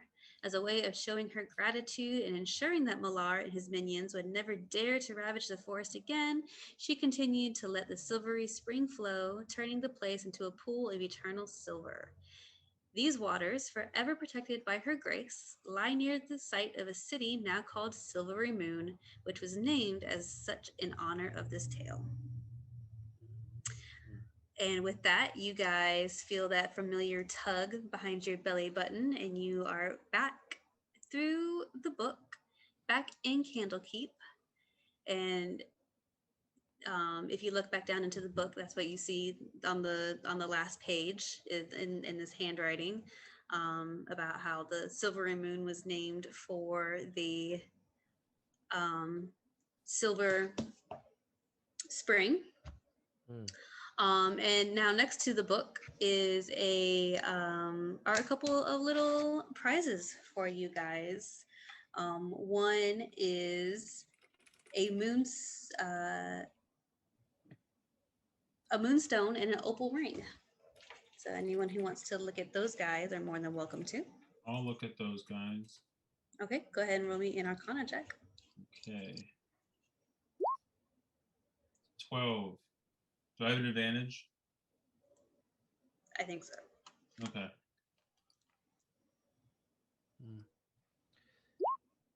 That's a 12. Damn. You just hold them up and like, look, guys, these weren't here before. Who dropped these? Does anyone else want to give it a go? And I want to open the book. Oh my God. Do we get sucked back in? On the front page, the same thing starts over. The same beginning writing starts over. Garn like forcefully. Who wants to come touch the book? No. This reminds me of a song I once heard as a child. It goes, butterfly in the sky, I can fly twice as high. Take a look, it's in a book, a reading rainbow.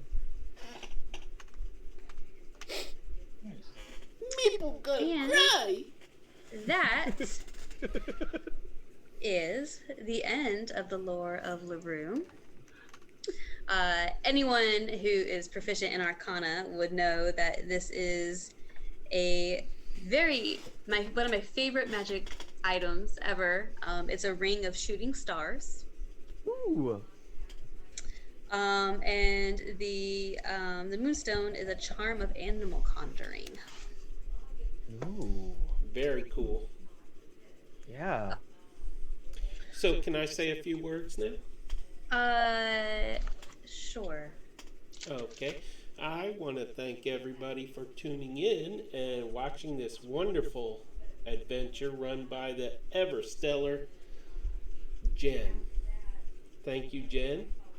Yay! If you enjoyed this stream, you can show your support directly to Jen by scrolling down on your Twitch page and clicking on her token under About Us, and you can support her any way you choose that way.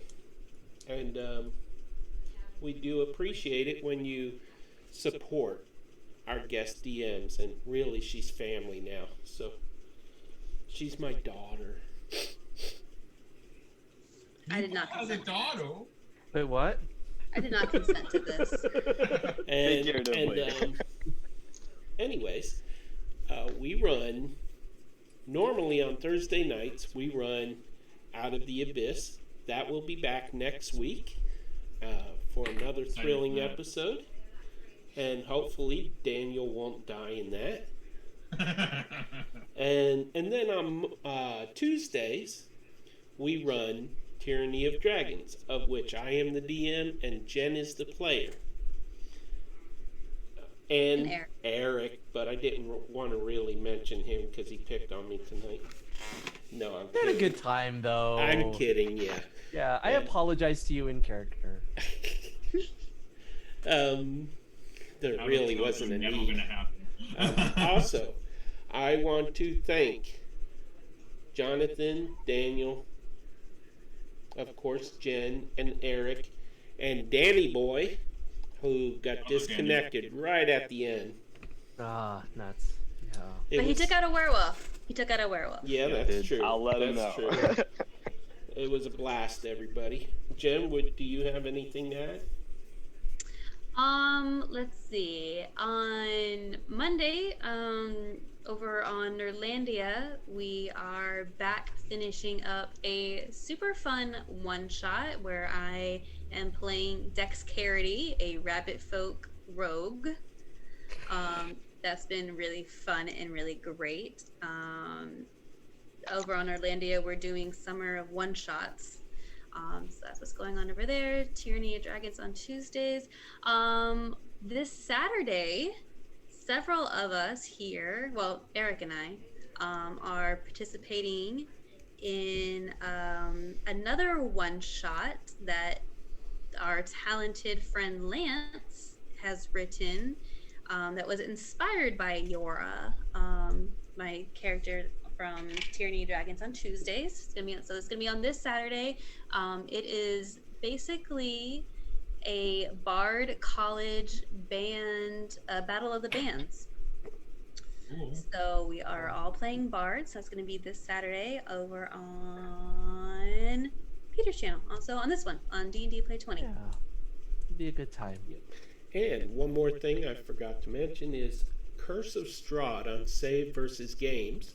That's twitch.tv/Save versus Games. That airs on Monday nights. At what time do we start that? I don't even remember right now. 6:30? I think so. Eastern time? 6:30 Central. Yeah. 6:30 Eastern. Yeah, that is normally run by DM Greg, and he's been having a few moving issues. He's waiting for his internet to get connected, but as far as we know, that will still happen this Monday.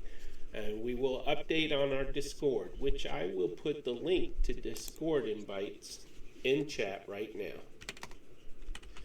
And of course, there's Rimfire by one of our Discord members. He's got a podcast, comes out